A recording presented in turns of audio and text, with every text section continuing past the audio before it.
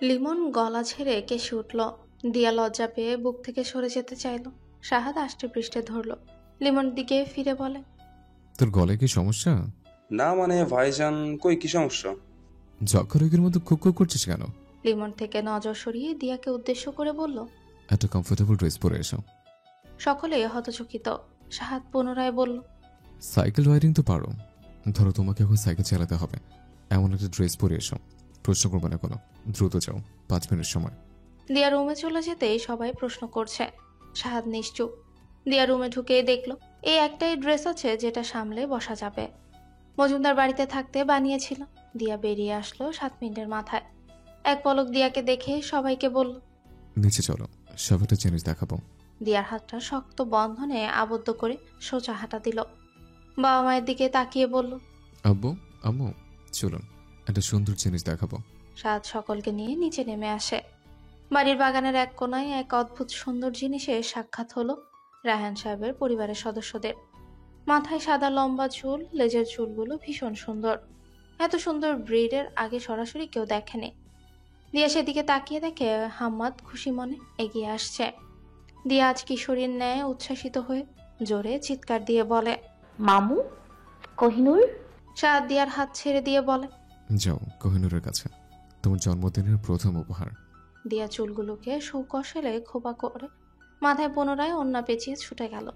কোহিনূর সাদা ব্রিক, এর মাঝে দিয়া পড়েছে সাদা একটা গাউন, যার মাঝখানে কাটা। সহজেই সাইকেল, বাইক এবং ঘোড়াতে চড়া যাবে। দেখতে পুরো রাজকুমারী লাগছে। আজ মনে হয় যেন ইরানি কন্যা সব সৌন্দর্যই ফুটে উঠেছে। দিয়াকে দেখে কোহিনূর ছটফট করে দুপা মাটি থেকে উঠিয়ে দিল। এভাবেও কর্নিশ করা যায়? খুশিতে কোহিনূর দিয়ার চারপাশে চক্কর লাগাচ্ছে। এত বছর পর কোহিনূর দিয়াকে শনাক্ত করতে পেরেছে। প্রকৃতপক্ষে জীব, পশু এরা সবচেয়ে বেশি কৃতজ্ঞ। দিয়া কোহিনূরকে আগলে ধরে কেঁদে দেয়। কোহিনূরের চোখেও পানি। হাম্মাদ ভাগ্নিকে দেখে হাসছে, একটু জোরেই বলে, আমিরা আপা, ও এভাবে কোহিনূরের প্রিয় ছিল। দিয়া এক লাফে কোহিনূরের পিঠে চড়ে বসে। শিফা শেফালি আতকে উঠে চিৎকার দেয়। সাদও ভয় পেয়ে জোরে বলে, ফারা পড়বে। কে শোনে কার কথা? দিয়া কোহিনূরের পিঠে চড়ার সাথে সাথে কোহিনূর পুনরায় শূন্যের সামনে দুপা তুলে দেয়। লাফিয়ে চলছে বাগান জুড়ে। শাহজা মাকে ঘোড়ায় দেখে নিজেও হাততালি দিচ্ছে আর চিৎকার দিচ্ছে। দিয়ার মুখে সেই হাসি। বাতাসের তোড়ে খুলে গেল চুল। দুহাত শূন্যে মেলে দিল দিয়া। চাঁদের মনে হলো রূপকথার রাজকন্যা। এই মোহময়ী সৌন্দর্য আড়াল করতেই হামিদ মজুমদার সরিয়ে ফেলেছিল কোহিনূরকে। একদল এখনো বসে আছে কোহিনূর এবং তার মালকিনকে আত্মসাৎ করার লক্ষ্যে। কোহিনূরের মালকিন আমিরার পর দিয়া। দুর্বল চিত্তের হামিদ মজুমদার না পারলেও এবার হাম্মাদ, শাহাদ মুখোশ উন্মোচন করবে তাদের। এই কোহিনূর সংক্রান্ত কারণেই যে মুরাদ আমিরার প্রাণঘাতী হয়েছে, এ কথা ধরনীর বুকে অবস্থানরত কিছু মানুষই জানে। যারা অপরাধ সংগঠিত করেছে তারা এবং শাহাদ আর হাম্মাদ। ঘোড়া একেবারে শাহাদের সামনে এসে দাঁড়ায়। দিয়া শাহাদকে বলে, উঠবেন আপনি? না না, আমি পারি না, তুমি চাইলে সে চেক উঠাতে পারো। দিয়া খিলখিল করে হেসে ওঠে। আপনি পানির জাহাজ চালাতে পারেন অথচ ঘোড়া পারেন না? শাহাদ মাথা নাড়ায় দুপাশে, হেসেই বলে, বেঁচে ফিরেছে আল্লাহর রহমতে। আবার আত্মহত্যা করতে চাও নাকি? আমার বিয়ের লাভ নেই, তোমার মতো অত সাহস নেই। মেয়েটাকে তোমার মতো অসীম সাহসী বানাও। সুলতানা কবির এগিয়ে এসে বলে, বৌমা, আমার নাতনিটা ভয় পাবে, ওঠানোর প্রয়োজন নেই মা। শাহাদ মাকে বাধা দিয়ে বলে, কিচ্ছু হবে না আপনার নাতনির, সাথে তার মা আছে, আল্লাহ ভরসা। শাহাদ মেয়েকে ঘোড়ায় তুলে দিল। কোহিনূর লাফিয়ে উঠে। শিফা শেফালি ভয়ে সুলতানা কবিরের পেছনে লুকিয়েছে। অন্যদিকে সুলতানা কবির শাহাদের পেছনে। দিয়া ওড়না দিয়ে মেয়েকে কোমরের সাথে বেঁধে পুনরায় একটা চক্কর লাগালো। আরেকবার ঘুরে এসে থামলো আগের জায়গায়। দিয়া নেমে আসে। কোহিনূর আজ থেকে সুলতানা মঞ্জিলেই থাকবে। রক্ষণাবেক্ষণের জন্য একজন সহিসের ব্যবস্থা করে দিল হাম্মাদ। দিয়া দুহাতে নিজের চোখ মুছছে। হাম্মাদ ভাগ্নিকে ধরে বলল, উম্মি, তোমার জন্য কেউ সারা জীবন থাকবে না, আমিও থাকবো না। তুমি মা বাবার জন্য দোয়া করবে, আল্লাহ তাদের বেহেশত নসিব করুন, আমিন। নাক টেনে বলল, আমিন। ঘড়িতে সন্ধে হয়ে এলো। প্রায় 6:30। শাহাদ বিশ্রামের জন্য রুমে গেছে। ডাক্তার এসেছে, চেক আপ করছে। নেতাকর্মীরা দেখা করবে জানিয়েছিল, সব মিটিং ক্যান্সেল করে দিয়েছে। চুপি চুপি শাহিন এবং পাবেলকে নিয়ে রায়হান সাহেব কিছুক্ষণ আগেই বেরিয়েছেন। ভাইয়ের অনুরোধ রাখতে এই কর্তব্য পালন করা উচিত। সমাজে বাস করতে হলে কিছু কাজ দায়িত্ব এড়ানো যায় না। কি হলো ঘটনা বৃত্তান্ত শুনে আসা প্রয়োজন। ডাক্তার চলে গেছে বেশ কিছুক্ষণ। দিয়া ডাইনিং এ শাশুড়িকে সাহায্য করছে, শরবত বানাচ্ছে সবার জন্য। নরিন অফিস সেরে এসে শাহাদের সাথে দেখা করেছে, জায়ের সাথে কাজ হাতে লাগাচ্ছে, গল্প করছে। এর মাঝে চিফা গান গাইছে দিয়ার কানের সামনে। দিয়ার কাঁধে কাঁধ লাগিয়ে ঘুরে ঘুরে নেচে নেচে গান গাইছে। ওর সাথে তাল দিল শেফালি আর নরিন। রূপসোহানা, লাগতা সুলতানা এবং রত্না কিচেনে চলে গেল। মেয়েদের দুষ্টুমি দেখে দিয়া লজ্জা লাল হয়ে বলে, আল্লাহ এমন করছো কেন? কি শুরু করলে তিনজন? শেফালি বলে ওঠে, আজ ভাবি ঘোড়ায় চড়ে যেভাবে বাজিমাত করলো, উফ, হামে তো মার ডালা। ভাইজান কেমন করে তাকিয়েছিল মোহবিষ্ট হয়ে। শিফা নাক কুচকে বলে, জঘন্য তোমার হিন্দি। ইন্ডিয়ার গভর্নমেন্ট শুনলে তোমার ভিসা নিবে নিষিদ্ধ করে দেবে। উফ, থাম, ওয়েট ওয়েট। ভাইজান আজ রাতে ভাবিজানের জন্য গান গাইবে। কিভাবে বলি? শিফা বলল, বলো বলো। এক কানে হাত দিয়ে অন্য হাত শূন্যে ছড়িয়ে সুর টেনে গাওয়ার মতো ভান করে বলে, আমি ফেসে যাই তোমার উড়া চুলে। তুমি হাসলে ওই গেলে আমি ফেসে যাই। ও আমি ফেসে যাই তোমার চোখের জলে, চুয়ে পড়া কাজলে। আমি ফেসে যাই, ও আমি ফেসে যাই। ও দিয়া চোখ বড় বড় করে রুমের দরজার দিকে তাকিয়ে আছে। শাহাদ বন্দের দিকে তাকিয়ে সোজা পেছনে এসে দাঁড়ায়। পেছন থেকে আওয়াজ হারায়, কার মনে এত প্রেম? কে এত ফেসে যাচ্ছে? নরিন মাথায় ঘুমটা টানে। শিফা আর শেফালি থতমত খায়। শাহাদের চাহনি দেখে শিফা ভয়ে বলে, ভাইজান গানের কুলি খেলছিলাম। বোর্ড পরীক্ষার আর কয়দিন আছে? এই তো যাচ্ছি পড়তে। শিফা পালিয়ে গেল। শেফালি মাথা নামিয়ে দাঁড়িয়ে রয়। শাহাদ পুনরায় বলে, আবিরকে খাইয়ে দাও, মজা মাস্তি পর করবে, বাচ্চাটা ক্ষুধা লেগেছে। শেফালি মাথা ঝাঁকিয়ে নরিনকে নিয়ে রান্নাঘরে চলে গেল, ফেলে রেখে গেল দিয়াকে। দিয়া একবার শাহাদের দিকে তাকিয়ে শরবতের গ্লাসটা বাড়িয়ে দিল। চেয়ার টেনে বসে 3 চুমুক শরবতটা খেয়ে উঠে দাঁড়ায়। দিয়ার দিকে তাকিয়ে মাথাটা একটু নিচু করে ধীর গলায় বলল। দিয়া লজ্জায় লাল হয়ে চোখ বুজে ফেলে। শাহাদ রুমে চলে গেল।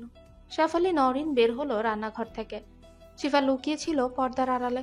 তাদের রুমের দরজা লক করার আওয়াজ পেয়ে 3 জন পুনরায় একই গান গেয়ে ওঠে। আড়াল থেকে এই কপত কপতি ছোট্ট আলাপন ভাজিগুলো দেখে নিয়েছে।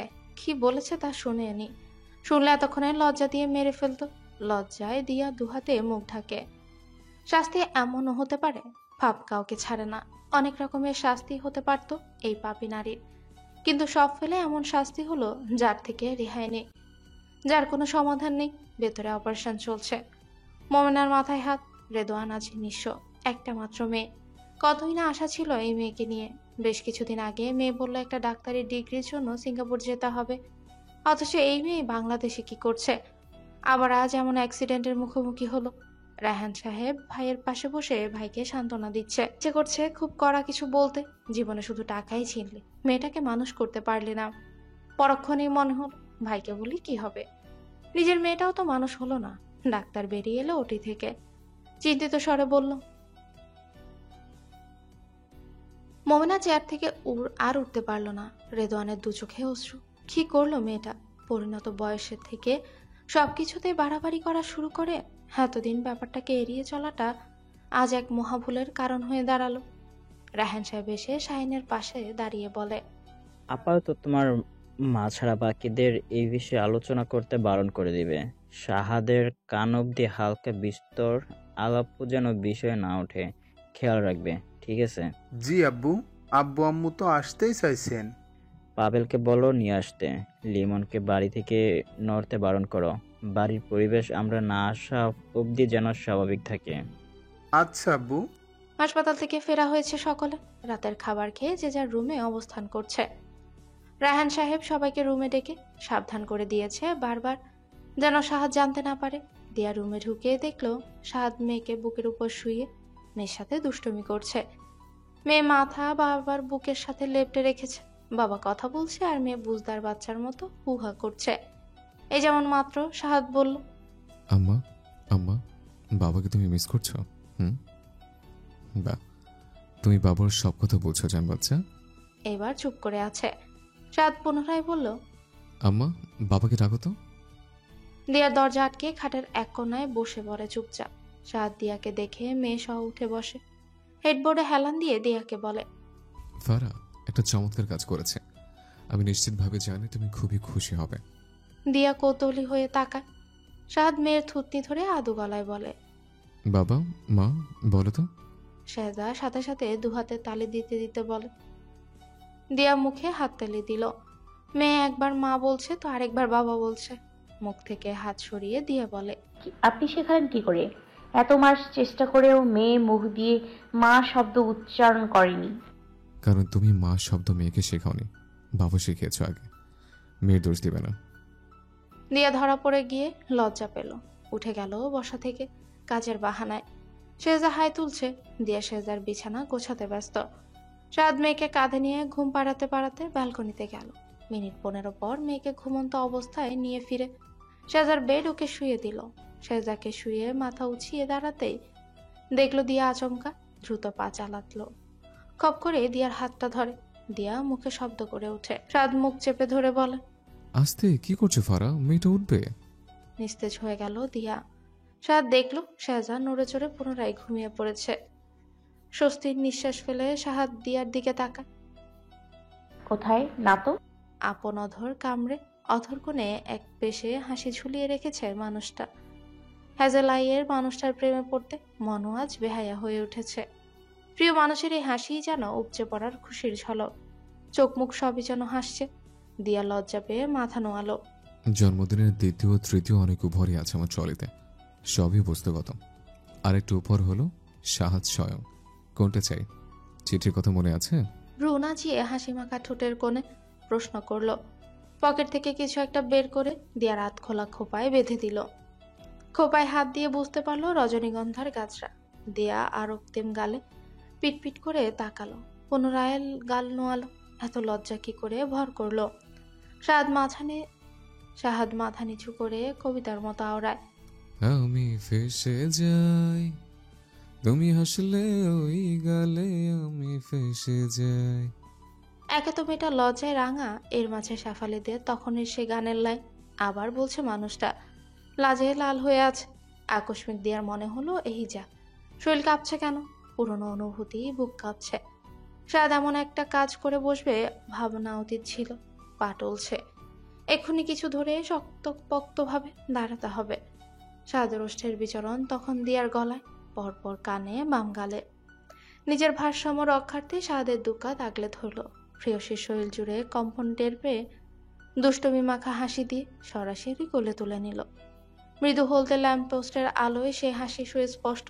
এবারে সুর ছাড়ল, এখন অনেক রাত, তোমার কাঁধে আমার নিঃশ্বাস, আমি বেঁচে আছি তোমার ভালোবাসায়। সূর্য, দিনপঞ্জিকা, বর্ষপঞ্জিকা সব মিলিয়ে 3 বছর পেরিয়ে সাদ ইমরোজ আজ প্রেয়সীতে পুনরায় ডুব দিয়েছে। প্রিয়ার উষ্ণ অধর আজ সাহাদের ছোঁয়ায় আর্দ্রতা পেয়েছে। সিক্ত পরশ আজ কায়া জুড়ে। সবচেয়ে সুন্দর ব্যক্তিগত মুহূর্তের সাক্ষী হয়েছে সাহাদ দিয়া দম্পতি। আজ সাহাদ নিজেকে আড়াল করেনি, রাখেনি কোনো গোপনীয়তা। কালো মলাটে বাঁধা ডায়েরিতে ছিল তার রচিত ফারহা কাব্য, যেখানে ছিল 3 বছরের চাপা প্রণয় গাথা। সেই ডায়েরি আজ তুচ্ছ। সুন্দরতম মিলন ঘটল সাহাদ দিয়া দম্পতির। সাহাদ বলে উঠে, তোমার ঠোঁটে চুমু খেতে গিয়ে মারাত্মক ভয় পেয়েছি ফারা। দিয়া ঘাবড়ে গিয়ে বলল, কেন? বার্মিজ গ্রাপ চেনো? হুম। যাকে আমরা লটকন বলি। ভেতরের ফলটা দেখেছো? কেমন জুসি জুসি টসটসে। একটু আঘাত পেলেই শেষ। আমি তো ওই ফিলটাই। চুপ করবেন? একদম না, আরেকবার। সহধর্মিনীর বুকে মাথা রেখে খানিকটা সময় নিঃশব্দ রইল। সাহাদ প্রিয়া ও স্বামীর মাথায় নিজের বুকের সাথে চেপে ধরে। চিঠিতে লেখা সাহাদের এই সেই আকুতি আজও ভুলেনি। প্রিয় স্ত্রীর অস্বাভাবিক হৃদস্পন্দন কানে বিচ্ছে। বুক থেকে মাথা না তুলে প্রশ্ন করল, কি হলো সোনা? আমি কি কোনোভাবে বেশি করে ফেলেছে? নাক টেনে চোখ মুছে বলল, না।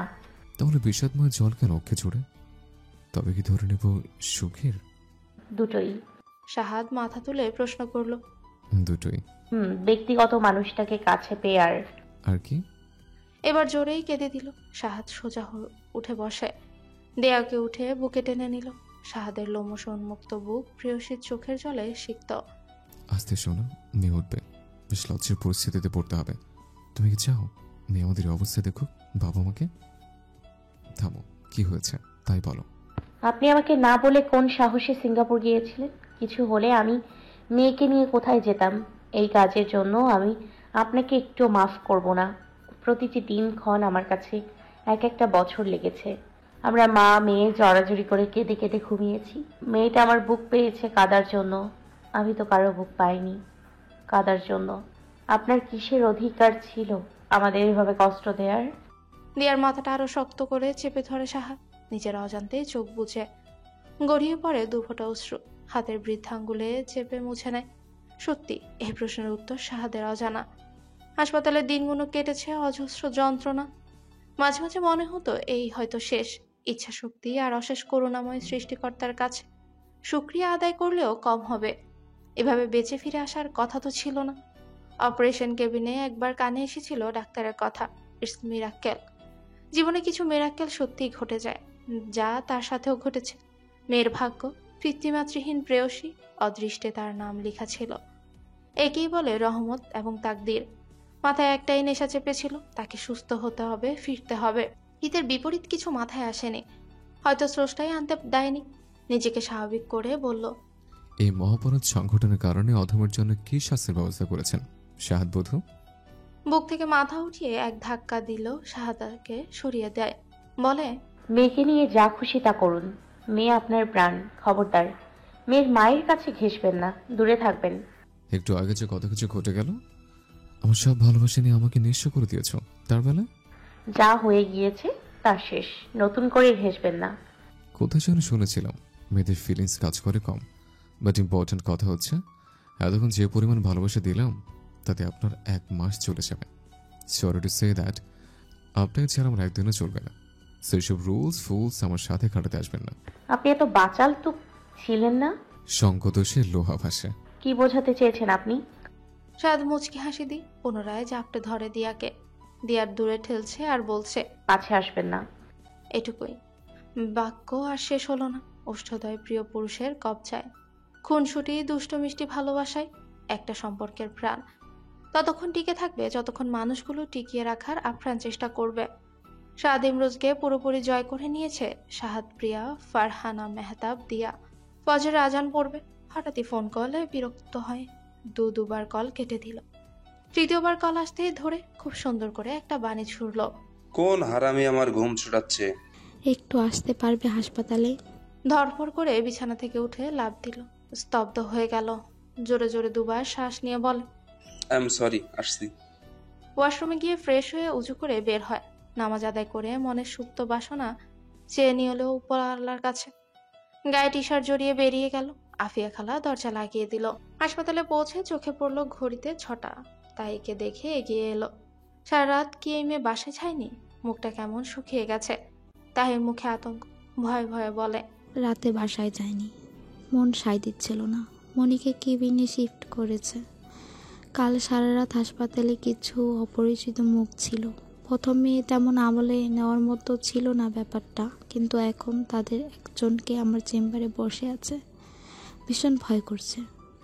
আমি আউটডোরে ভিজিটিংয়ে আছি বলে সিস্টার পাঠিয়ে জানিয়ে দিয়েছে।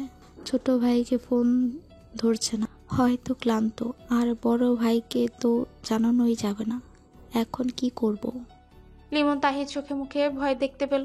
আশপাশটা দেখলো নীরব। কিছু রোগী আছে, সিস্টারও আছে। এত সকালে মানুষ কম থাকাটাই স্বাভাবিক। কিছুটা চিন্তিত গলায় বলল, হাসপাতালের সবচেয়ে সিকিউর রুম কোনটা? তাহি ভেবে বলল, তেমন সিকিউরিটি কোনোটাই নয়। মনি আপার কেবিনে কে আছে? আন্টি আঙ্কেল দুজনেই আছে। চলুন। এখানে কেন? আপনাকে ওখানে রেখে আমি আপনার কেবিনের সেই আগন্তুকের সাথে মিটিং করব। কিসের মিটিং? তাতে আমার বিয়ের ঘটক বানাবো। কি? এত প্রশ্ন করেন কেন বলুন তো? সামনে পা বাড়ান। লিমন সরে গিয়ে তাহিকে জায়গা করে দিল সামনে যাওয়ার। মনি এখনো ঘুমে। রেদওয়ান কেবিনের দরজা খুলল। তাহি আর লিমন যাওয়ার সময় নাস্তা নিতে ভুলল না। রেদওয়ান কিছুটা খুশি হলো ওদের দেখে। কাল রাতেই ভাই ভাবি থাকতে চেয়েছিল, জোর করে পাঠিয়ে দিয়েছে। থাকার জায়গা নেই, দুজনেই অসুস্থ। বাড়িতে অনেকগুলো মেয়ে, এছাড়া মোমেনা রাত থেকে কিছুই খায়নি। জনকে দেখে বসতে বলে। তাহি সিস্টারের সাহায্যে নাস্তা বেড়ে দিল সবাইকে। মোমেনা নীরব, অধিক শোকে পাথরাজ। তাহি পাশে বসে খাইয়ে দিচ্ছে। লিমন অল্প একটু ভদ্রতার খাতিরে খেয়ে বেরিয়ে এলো তাহিকে রেখে। জানে তাহির জেঠুর কাছে নিরাপদ। এই লোকটা নিজেই একটা ত্রাস। মোমেনার কোনো অভিযোগ নেই। মেয়ের এমন পরিস্থিতিতে কি করে আরেকজন মেয়েকে অভিশাপ দেবে তখনই ভাবে, চোখ ভেঙে কান্না পায়। লিমন তাহির রুমে প্রবেশ করতেই দেখতে পেল ষণ্ডা আকৃতির এক লোক বসে আছে। উচ্চতায় লিমন থেকে 2-3 ইঞ্চি বেশি হবে। লিমন দেখেই বলে, কাকে চাই? লোকটা ভাব ধরেই বসে আছে। ডাক্তার তাহির নেম প্লেটে টোকা দিয়ে বলে, কোথায় এই ডাক্তার? কতক্ষণ বসিয়ে রাখবে? উনি আসবে না। কি প্রয়োজন আমাকে বলুন। লিমনের আপাতমস্তক দেখে অবাক হওয়ার ভান করে বলে, আপনাকে কেন বলবো? আপনি কি পেশেন্ট? যেই হই না কেন, আপনি কি ডাক্তার? অ্যাপয়েন্টমেন্ট কোথায়? নয়নের কারো অ্যাপয়েন্টমেন্ট লাগে না। একদম নিয়ন বাতির মতো জলজল করছে আপনার বদন, তাই না?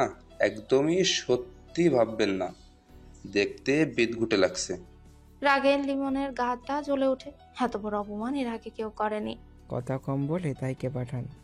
আমি তাহিকে নাম ধরে ডাকার সাহস পাই না। শালা, তোর এত সাহস? লিমন কিছুটা ঘাবড়ে গেল। ভুলেই তাহি বলে ফেলেছিল। ব্যাপারটাকে এই ছেলে এত লম্বা চড়া ভাবে দেখছে কেন? নিজের ভাব বজায় রাখতে জোরেই বলে, তাইকে তাই বলবো না তো কি জান বলবো? কথায় আর 7-5 না ভেবে লিমন নিয়নের নাক বরাবর দিল এক ঘুষি। তাল সামলাতে না পেরে নিয়নও দিল এক ঘুষি। ব্যাস, লেগে গেল। ভেতরে আওয়াজ শুনে সিস্টার দরজা খুলে দেখলো এই অবস্থা। ছুটে গিয়ে তাহিকে ডেকে নিয়ে এলো। তাই এসে ভেতরে দেখে লঙ্কা কাণ্ড। দুজনকে ধরে থামালো। নিয়ন একপাশে সরে গেল। তাহি লিমনের গালে ঠাস করে একটা চল লাগিয়ে দিল। স্তব্ধ হয়ে গেল কামরা। এ নিয়ে দুবার মার খেয়েছে লিমন। এই মেয়ে নিজে ডেকে এনে এতটা অপমান কেন করলো? তাহির দিকে তাকিয়ে অভিমানে মুখ ঘুরিয়ে নিল। নিয়নের মুখে তেমন একটা ক্ষতি না হলেও লিমনের নাক দিয়ে রক্ত ঝরছে। তাহি চেঁচিয়ে বলে, এটা হাসপাতাল, গুন্ডামি করার জায়গা না, বাহিরে গিয়ে করুন। তাহিকে দেখে নিয়ন সোজা হয়ে দাঁড়িয়ে বলে, সরি ডাক্তার। পুনরায় রক্তাক্ত হাত ঝাড়তে ঝাড়তে বলে, ম্যাডাম আপনার সাথে দেখা করতে যেতে বললো স্যার, তাই অপেক্ষা করছিলাম। নিয়ন যা তাহিকে সাফাই দিবে লিমন ভাবতেও পারেনি। লিমন চর খেয়ে চুপচাপ এক পাশে দাঁড়িয়ে আছে। তাই তার চোখ বনে গেল। নতুন স্যার আবার কে? প্রশ্ন ছুড়ল। নাফিস স্যার। উনি কে? লিমন হতচকিত হয়ে গেল। এখন কথা যেভাবেই হোক ঘুরাতে হবে। নিয়নের মুখের দিকে তাকিয়ে বল, আশ্চর্য পাবলিক, আপনি বলবেন তো আপনি নাফিসা স্যারের লোক? এতক্ষণ শুধু শুধু ঝামেলা করলেন, সাথে আমার গালে 320 ভোল্টের চড় উপহার দিলেন। চলুন আমার সাথে। লিমন কিছু একটা ইশারা দিল। নিয়ন বুদ্ধিমানের মতো ধরে ফেলে। তাহি নাছরবান্দা পথ আটকে বলে, নাফিস কে? নিয়ন আত্মবিশ্বাস নিয়ে না ঘাবড়ে বলে, লেফটেন্যান্ট কমান্ডার শাহিদের বন্ধু।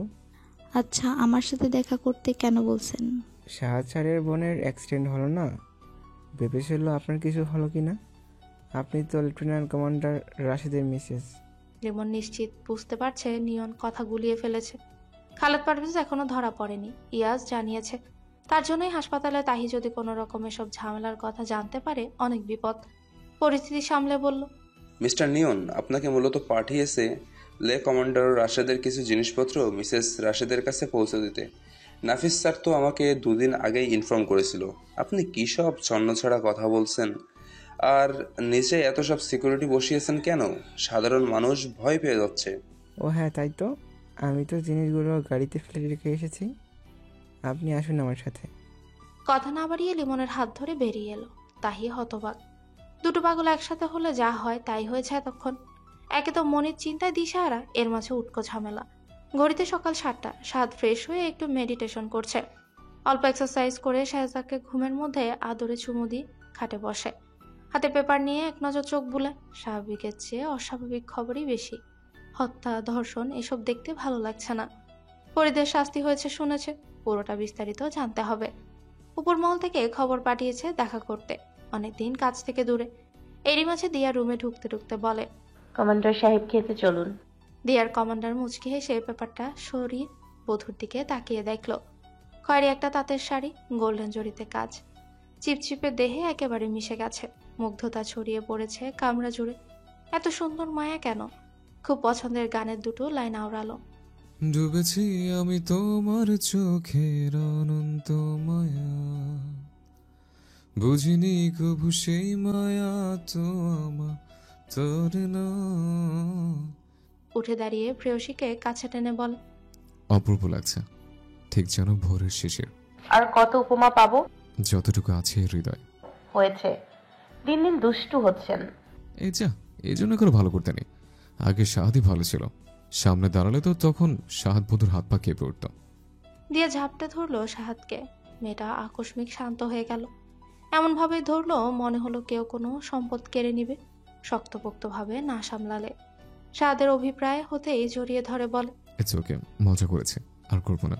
B normal Fara, be normal, I promise, আর করবো না। আফিয়া খালা বাইরে থেকে ডাক দিল নাস্তার জন্য। দিয়াকে নিয়ে বেরিয়ে আসলো ডাইনিং এর উদ্দেশ্যে। টেবিলের দিকে পা বাড়ায়। সবাইকে দেখে মৃদু হাসে। খাবার টেবিলে পছন্দের খাবারগুলো দেখে হেসে সকলের সাথে গল্প করতে করতে মুখে তুলল। ফোনটা অন করতেই সাথে সাথে রিঙ্গিং। চমকে উঠল, ভাবলো কার এত তাড়া।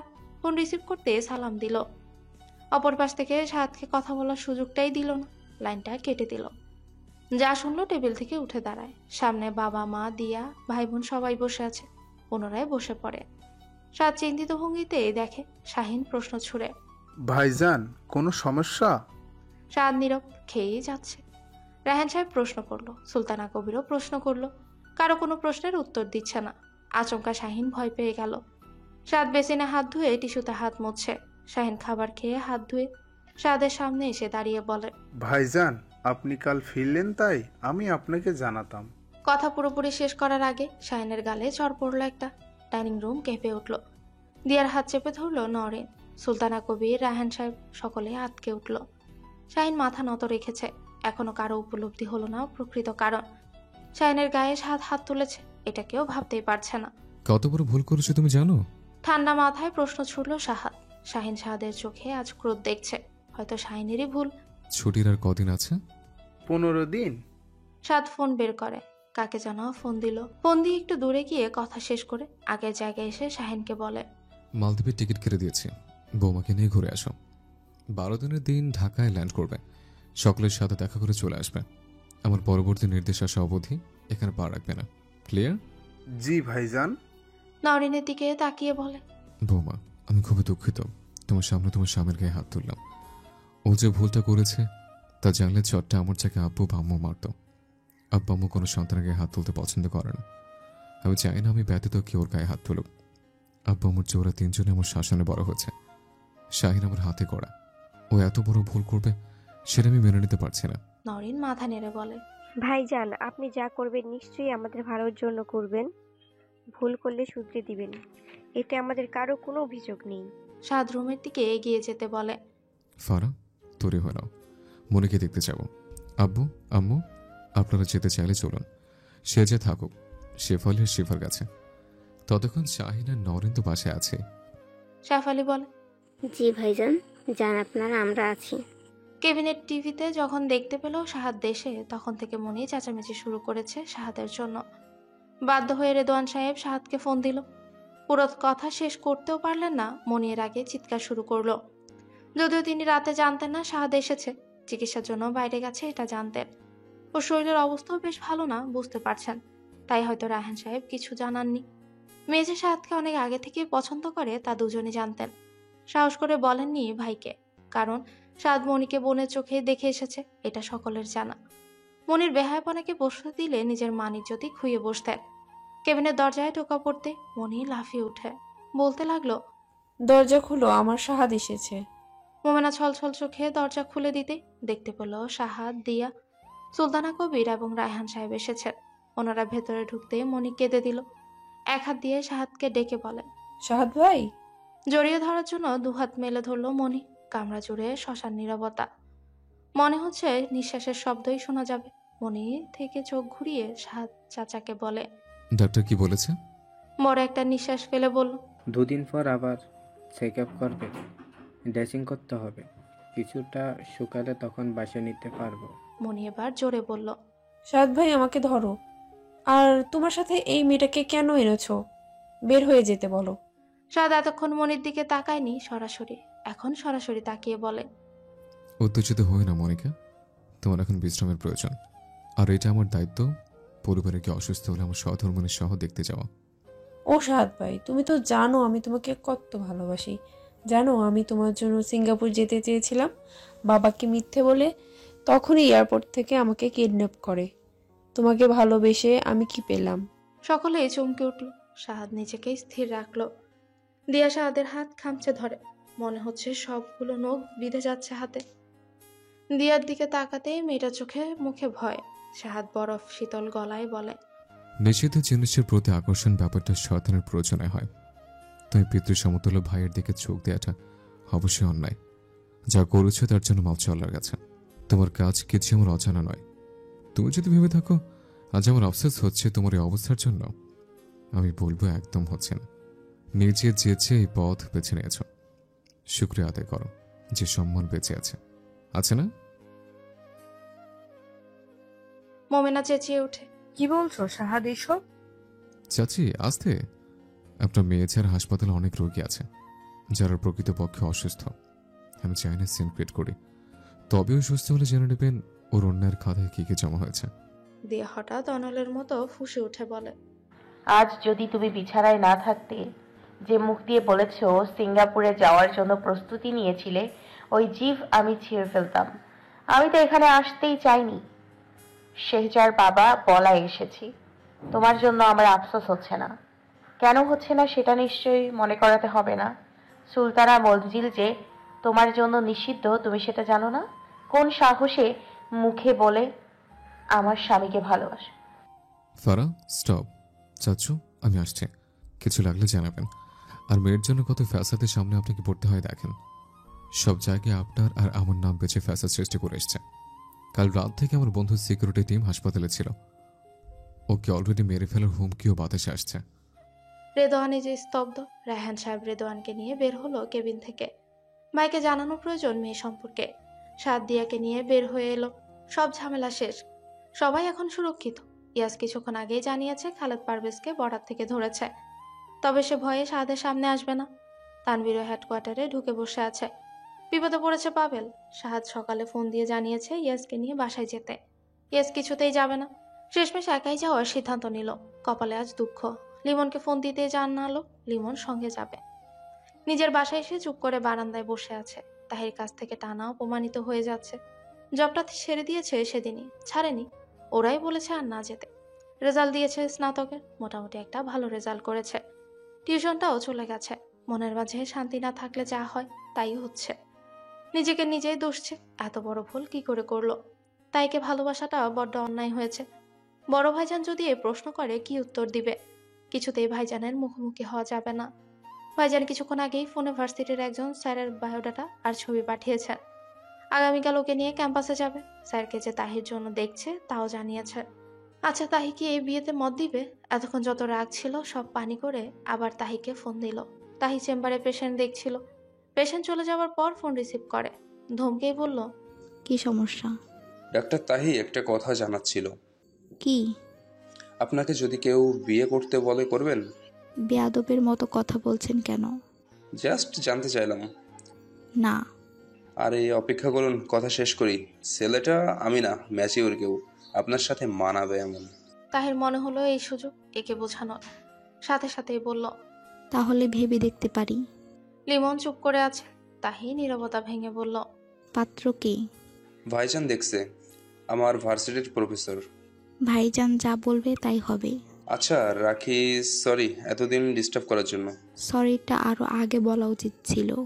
জি ভুল হয়েছে আমার। আজকে দিনটা আমার খুব খারাপ গিয়েছে জানেন। আপনার চর দিয়ে শুরু হলো, আপনার পাত্রের ছবি দেখে শেষ হলো। বাহ ভালোই তো, আমাকেও দিও পাত্রের ছবি। দিয়েছি হোয়াটসঅ্যাপে, চেক করুন। আমি রাখছি আপনার নাম্বার, আমি ব্লক লিস্টে রাখবো এখন। যত মজা দুষ্টুমি যাই করি, সত্যি ভালোবেসেছিলাম। দুনিয়ার নিয়ম কানুন মানেনি। রাখছি, ভালো থাকবেন। লাইন কেটে দিতেই তাহির দীর্ঘশ্বাস বেরিয়ে এলো। হঠাৎ মনে হলো ভাইজানের সাথে দেখা করতে হবে। আগেই তো জানিয়েছে বিয়ে করবেন। রাশেদের স্মৃতি নিয়ে থাকতে চায়। কেন কেউ বুঝতে চায় না তাহিকে? সবাই নিজের মতো করে ওর জীবন সাজাতে চায়। বিয়ে করলে যে রাশেদ হারিয়ে যাবে। তিমির নেমেছে, বাতাসে সুধা মাটির গন্ধ। ঝমঝমিয়ে বৃষ্টি নেমেছিল অপরাহ্নে। বাগানে রজনীগন্ধা কামিনী সুবাস ছড়িয়েছে। অনেকদিন চুলগুলো ছাটা হয়নি, বারবার কপালের কাছে চলে আসছে বাতাসের ঝাপটায়। সময় পেল কই, গালের মাঝে খোঁচাধারীর আভাস। চেহারায় এতে গাম্ভীর্যতার ছাপ আরো প্রগাঢ় হয়েছে। তাতে কি, জৌলুসে এখনো ভাটা পড়েনি, এতেই বোধ হয় পুরুষের আকর্ষণ লুকায়িত। বাড়ির সামনে আঙিনায় কাঠের বেঞ্চিতে নীরবে বসে আছে। এশা সালাত আদায় করে বাড়িতে আসার খবর এখনো উপরে যায়নি, তাই স্পষ্ট। নয়তোবা এতক্ষণে মেয়েটা ঝাঁপিয়ে পড়ত। পার্থিব জগতের সমস্ত চিন্তাই যেন মাথার মাঝে কিলবিল করছে। আকাশের দিকে চোখ জোড়া স্থির, কপালে নরম মোলায়েম আঙুলের স্পর্শ পেয়ে ঠোঁটের কোণে বিস্তৃত হাসি। অক্ষিজোড়া মুদিত, এই আরামটার প্রয়োজন ছিল। সকাল থেকে একটার পর একটা ধকল যাচ্ছে। আমার ছানাটা কোথায়? ফারহা ফিক করে হেসে ওঠে। সাদ মেয়েকে ছানা ডাকলেই মেয়ে বাবার ইঙ্গিত বুঝে যায়। আরো বেশি আহ্লাদি হয়ে বাবার কোলে ঘেঁষে শুরু করে।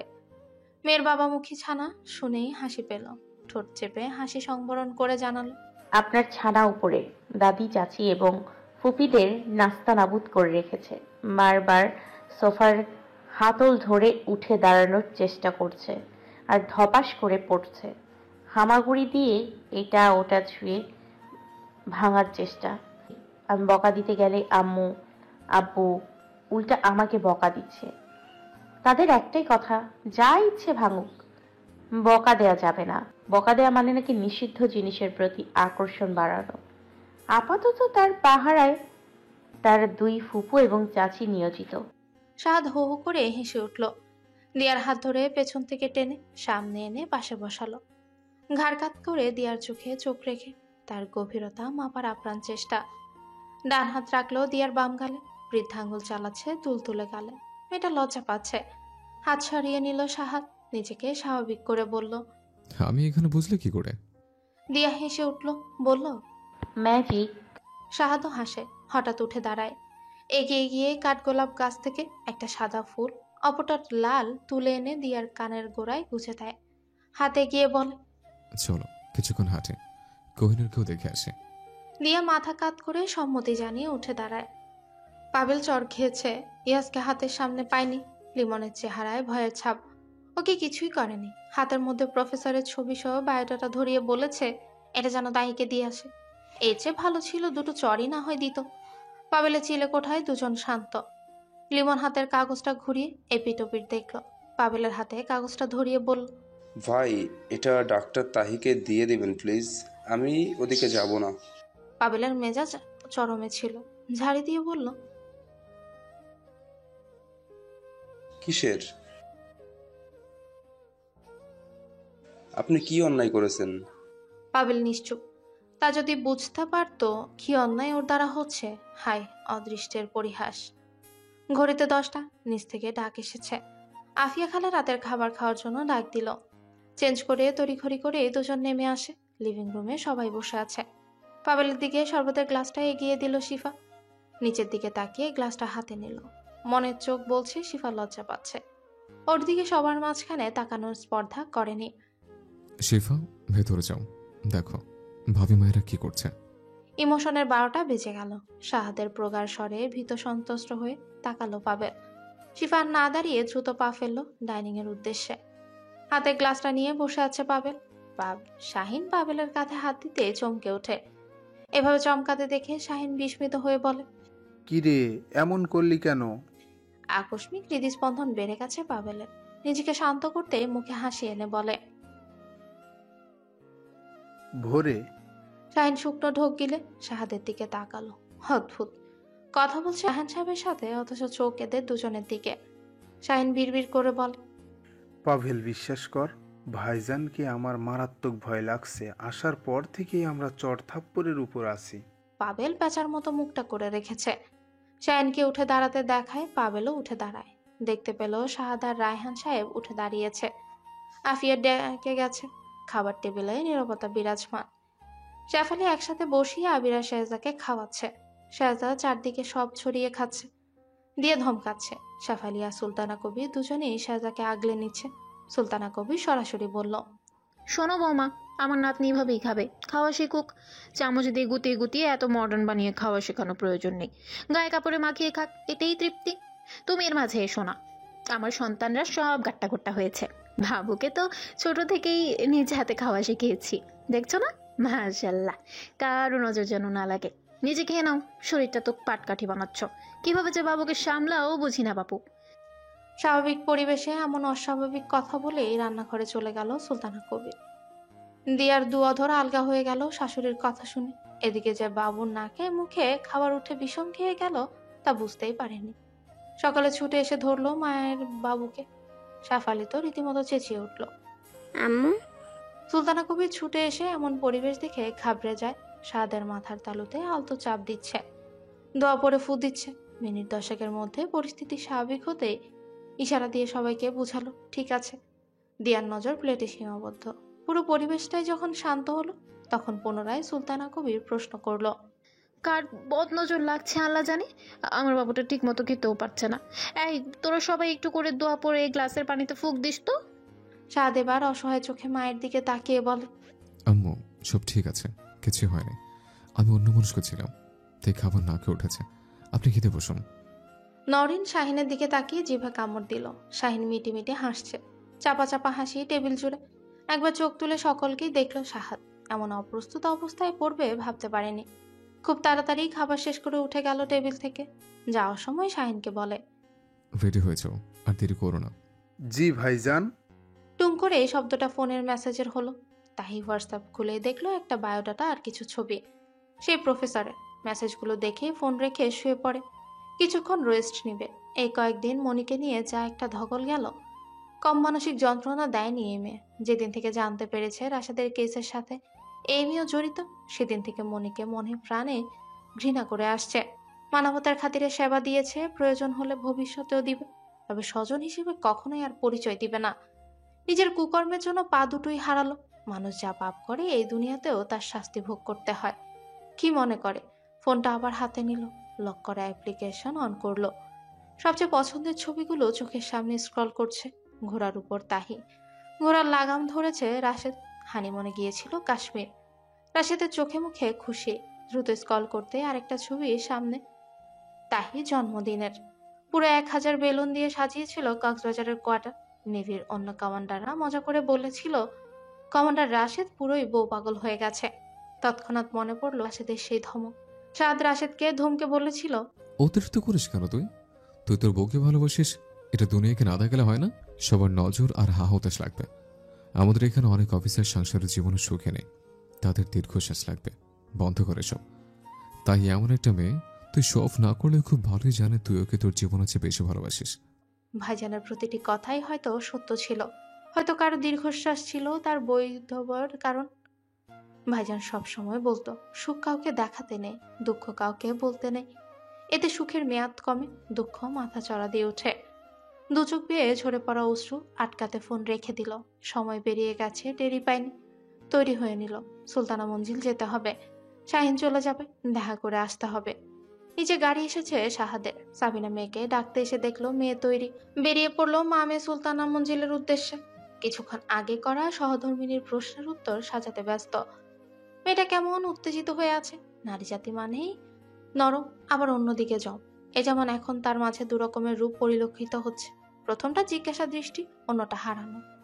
শাহিনের সাথে বের হবে বলে রেডি হতে চেয়েছিল, শাহিন যেতে বারণ করলো। বাসার সবাই অমত প্রকাশ করেছে এই শরীরে এত ধকল নেওয়া বারণ। চুপচাপ খাটে বসে আছে। দিয়ার দিকে তাকিয়ে বলল, ফারা, এই প্রথম কাউকে কোনো গুরুত্বপূর্ণ ঘটনা এক্সপ্লেন করতে যাচ্ছে।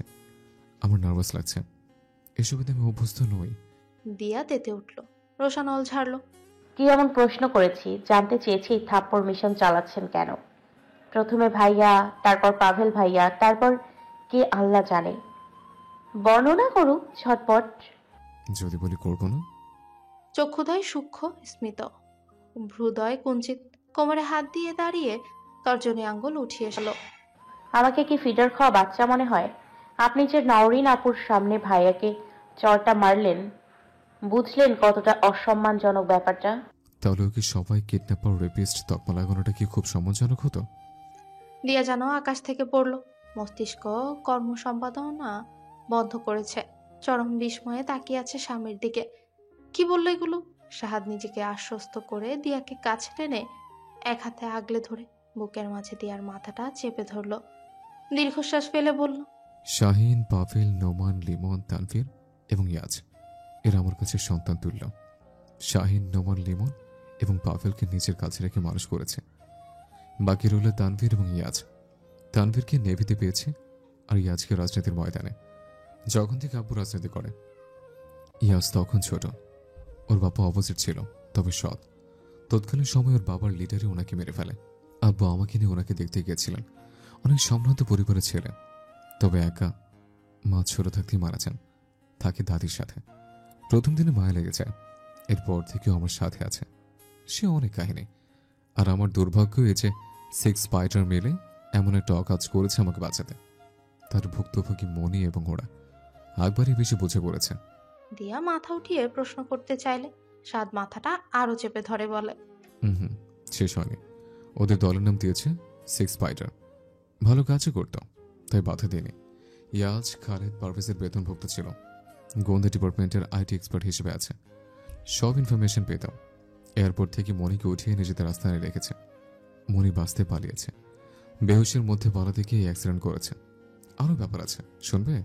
কি? খালেদ পারভেজ ক্লেম করেছে মনিকর লোকজনের রেপ করেছে। লোকজন হিসেবে নাম দিয়েছে ইয়াসের। জেলে গিয়ে এসে বলছে অন্যদিকে মনি ইয়াসকে চিনে ফেলেছে। এখন আমার হাতে ইয়াসকে দেশে বাইরে পাঠানো ছাড়া উপায় নেই। একমাত্র লন্ডন ওকে শেল্টার দিবে, অন্য দেশ দিবে না, কারণ ও ইন্টারন্যাশনাল অনেক ইনফরমেশন হ্যাক করেছে। সব মিলে আমি ভীষণ চিন্তিত। ধীর গলায় বলল, ভুল তো করেই ফেলেছে, এখন ওনাকে বাঁচিয়ে দিন। বাঁচাতে তো হবেই, দেখা যাক, আল্লাহ সহায়। আকস্মিক দিয়া সাহাদকে মৃদু ধাক্কা দিয়ে উঠে দাঁড়ায়, নাক কুচকে বলে, আর ওই সাইকোকে বিয়ের কথা। সাহাদ মুখ টিপে হাসছে। এই হাসি দেখানো বারণ, তাই আড়ালেই তা লুকিয়ে বলল, আরেক বিয়ে করার ক্ষমতা কি আমার নেই? মনি হাসপাতালের সমানে পাগলামো করে যাচ্ছে। ঘুমের ইঞ্জেকশন দিয়ে ঘুম পাড়িয়ে রাখছে। হাসপাতালে 2 বার সুইসাইড করার চেষ্টা করেছে, প্রচুর রক্তপাত হয়েছে। ডাক্তারের পরামর্শ হলো যা চায় তাই দিতে। মনির বাবা রায়হান সাহেবের কাছে হাত জোর করে বলেছে সাহাদ যেন চুক্তিত হলেও মেয়েকে বিয়ে করে মেয়েটাকে বাঁচায়। একমাত্র মেয়ে মরে যাবে। এই কথা শোনা মাত্র রায়হান সাহেব ভাইয়ের সাথে সব রকমের সম্পর্ক বিচ্ছিন্ন করেছে। উপায় না পেয়ে কিছুক্ষণ আগে সাহাদকে সব জানায়। পাশেই ছিল দিয়া, সবই শুনেছে। যদিও সাহাদ বলেছে চাচার সাথে কিছুক্ষণ পর কথা বলবে, এখন শাহিনের সাথে বের হবে। বর্তমান পরিস্থিতি এই দাঁড়ালো। সাহাদের আরেকটা বিয়ের কথা শুনে দিয়া একদম নিশ্চুপ হয়ে গেল। এতক্ষণ জ্বলে ওঠা মেয়েটা নিস্তেজ হয়ে বলল, স্বাভাবিক নয় কি? ছোট থেকে মানুষ করেছে, সব বায়না ছিল আমার কাছে। দিয়ার হঠাৎ মনে হলো সাহাদের সাথে ওর সম্পর্ক মাত্র 3 বছরের। এর মাঝে সাহাদের দেয়া অপমান, কষ্ট সব সহ্য করেও প্রচন্ড রকম ভালোবাসে। বিয়ে ব্যতীত কোনো রক্তের সম্পর্ক নেই সাহাদের সাথে, সেখানে মনিত রক্ত। একে অন্যের সংস্পর্শে অনেক বছর, শিশুকাল থেকে। শুকনো ঢোক গিলল দিয়া। বুকের ঝিমঝিম আওয়াজটা মনে হলো কানে বাজছে, হাত কাঁপছে। নিজের সাথে যুদ্ধ করে সাহাদের দিকে তাকালো। সাহাদ গভীরভাবে দিয়াকে পর্যবেক্ষণ করে। আচমকা বলে উঠল দিয়া, মনিকে বিয়ে করলে আমার জায়গা কোথায় হবে? এখানে না আগের গেস্ট রুমটাতে? কাটকাট উত্তর, আমার বুকে। আর মনি? আমি কি জানি, তার ঘরে হয়তো। স্ত্রীর শোভার ঘরের ব্যবস্থা করা আপনার দায়িত্ব। করলাম তো। একজনকে বুকে, অন্যজনকে বাইরে। একটা বুকে তো একজনেরই জায়গা হবে। এখন যদি বলো বুক ভাড়া করলে পাওয়া যায়, তাহলে আমি আরো 2টো ভাড়া করতে চাই। একটা আমার শেয়ার ছাড়ার জন্য, আর একটা সেভিংস ওর ভবিষ্যৎ ভাইয়ের জন্য। যদিও আমার ছান আমার প্রাণ, তবে বুকে আগে তার মায়ের স্থান। আপনি কি বাংলা বোঝেন না? আমার এজেন্ট কি ইংলিশ? মনি কই যাবে? আমি কি জানি? আপনার স্ত্রী কোথায় থাকবে সেটা আপনি জানেন না? জানি তো, বুকে।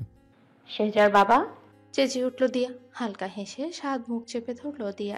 মেয়েটাকে একেবারে রাগিয়ে দিয়েছে। মেয়েটা হাঁপাচ্ছে। মুখের উপর থেকে হাত সরিয়ে দিয়ার অধরে নিজের অধর আলতো স্পর্শ করলো।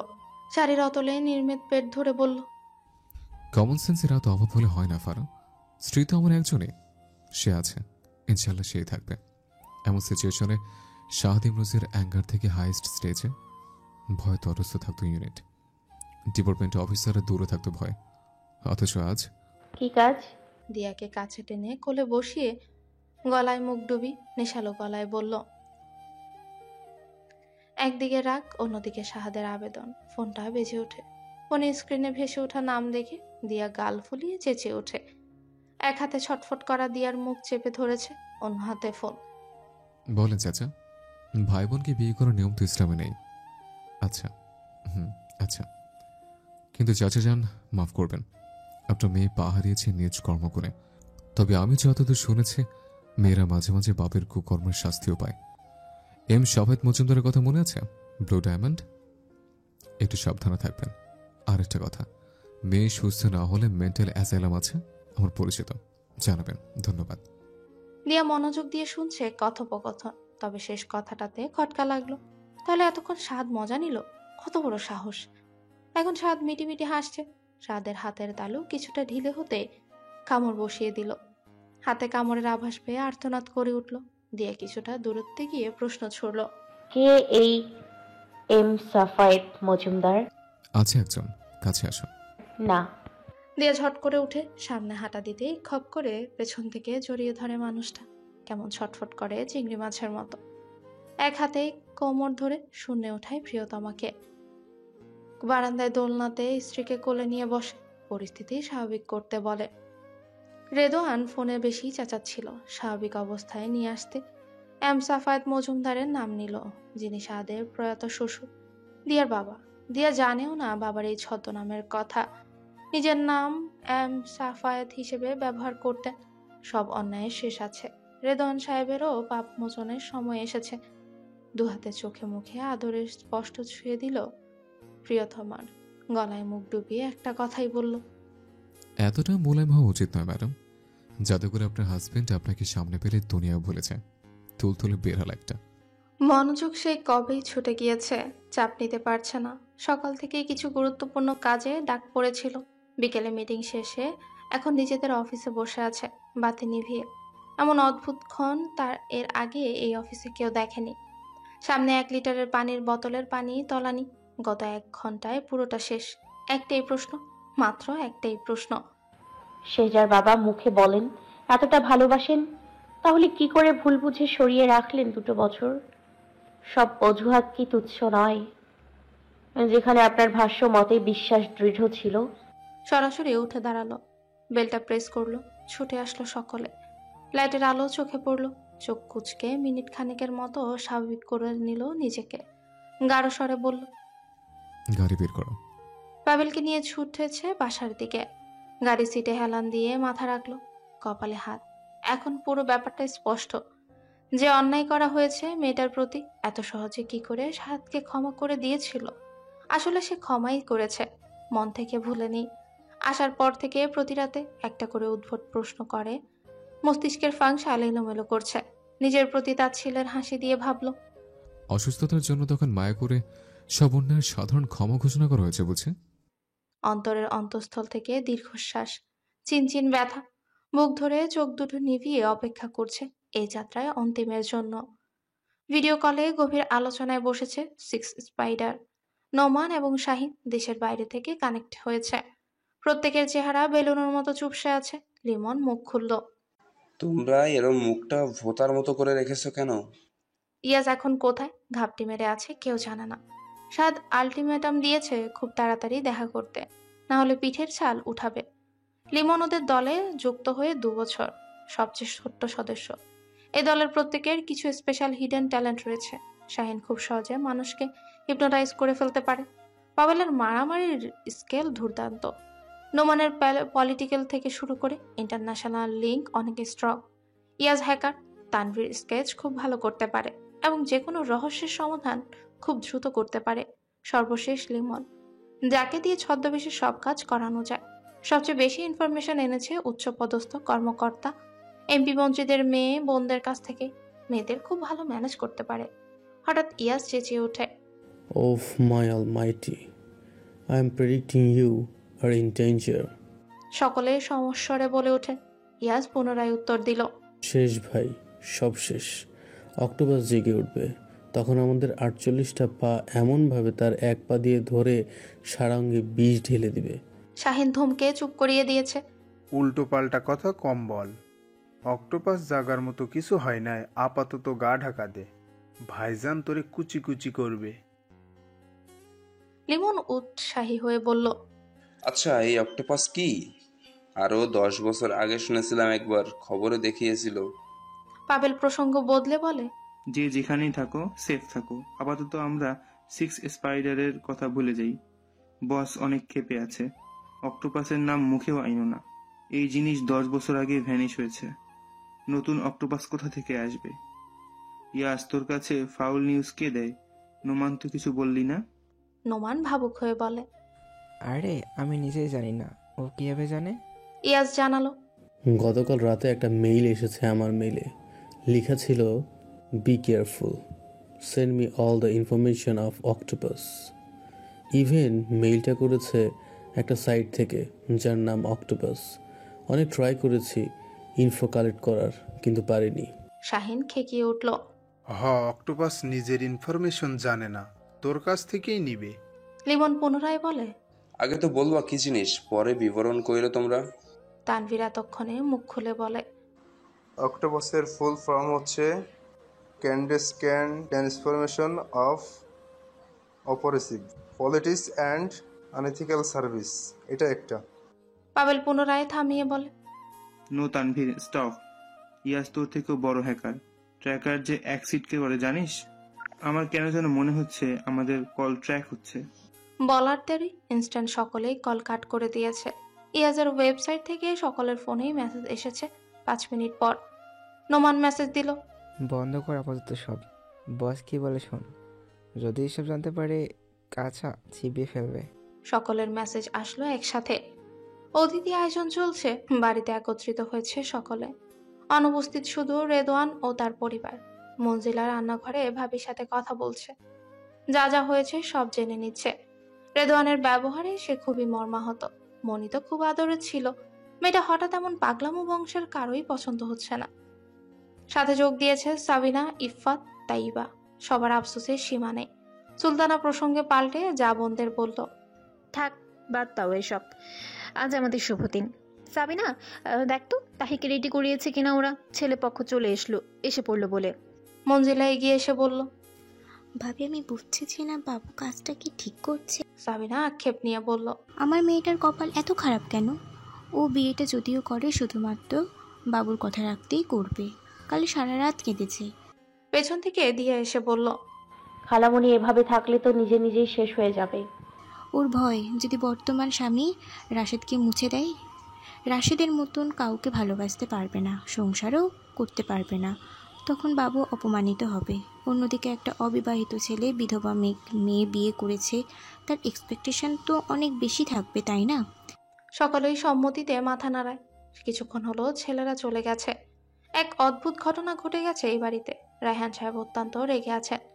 এ যাবৎকালে ওনাকে এতটা রাখতে ঘরের ছোটরা দেখেনি। শাহাদ কেমন নিশ্চুপ। রায়হান সাহেব শাহাদের উদ্দেশ্যে বলেন, কিছু বলছো না কেন শাহাদ? তখনও দেখলাম তুমি চুপ করেছিলে। অন্য মনস্ক শাহাদ সম্মিত ফিরে বলে, কি বলা উচিত এমন পরিবেশে? কি বলা উচিত মানে? এক মেয়েকে দেখতে এসে অন্য মেয়েকে পছন্দ করা, এটা কোন ধরনের অসভ্যতা? এটা তো আমি মেনে নিতে পারছি না। তাইকে ফেলে বিবাহিত এক বাচ্চার মাকে কিভাবে ওদের পছন্দ হয়? শাহাদ মাথা নিচু করে ফ্লোরে তাকিয়ে আছে। মনে হচ্ছে আজ চাপ বেশি হয়ে যাচ্ছে। লাইফটা এত তিক্ততায় ভরে যাচ্ছে কেন? সব দিকেই ঝামেলা। অফিসে ঝামেলা, বাসায় ঝামেলা। ঘাড় তুলে বাবার দিকে তাকিয়ে বলে, আচ্ছা আমি দেখছি কি করা যায়। শাহাদকে এমন এর আগে কেউ দেখেনি। এতটা তৎপর একটা ছেলে হঠাৎ চুপ করে আছে কেন? শরীর খারাপ ওর? তবে আজকের ব্যাপারটা খুব অপমানের। তাহি রুমের দরজা দিয়েছে। শাফালির লজ্জায় নিজের রুমেই বসে আছে। ছেলে পক্ষ থেকে তাহিকে পছন্দ হলেও ছেলে শাফালিকে চেয়ে বসে আছে। ব্যাপারটা খুবই অপ্রিয়। ছেলেকে রায়হান সাহেব সকলের সামনে বুঝিয়ে বলেছে শাফালি ডিভোর্সে। বাকিটুকু বলার আগে ছেলে জানিয়েছে সে সবটা জানে শাফালি সম্পর্কে। তার আসার কারণও শাফালিই ছিল। বুঝতে পারেনি পরিবারের লোকজন শাহাদের বোন বলতে তাহিকে বুঝিয়েছে। হাজবেন্ড নেই বলতে সে শাফালিকে বুঝিয়েছে। অন্যদিকে তার পরিবারের লোকজন তাহিকে ভেবে নিয়েছে। তা নিয়ে চলছে দ্বন্দ্ব। শাফালি খুবই বিচলিত। তাই আপার জায়গায় ওকে ছেলে পছন্দ করাতে আজ বড্ড রাগ হচ্ছে।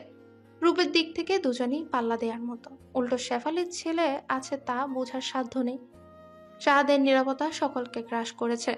উঠে দাঁড়ায়, সকলকে বলে, আমার শরীরটা ভালো লাগছে না, একটু রুমে যাই। ফারা রুমে আসবে, কথা ছিল। তটস্থ পায়ে হেঁটে চলে গেল। বেডে হেলান দিয়ে কপালে হাত রেখেছে।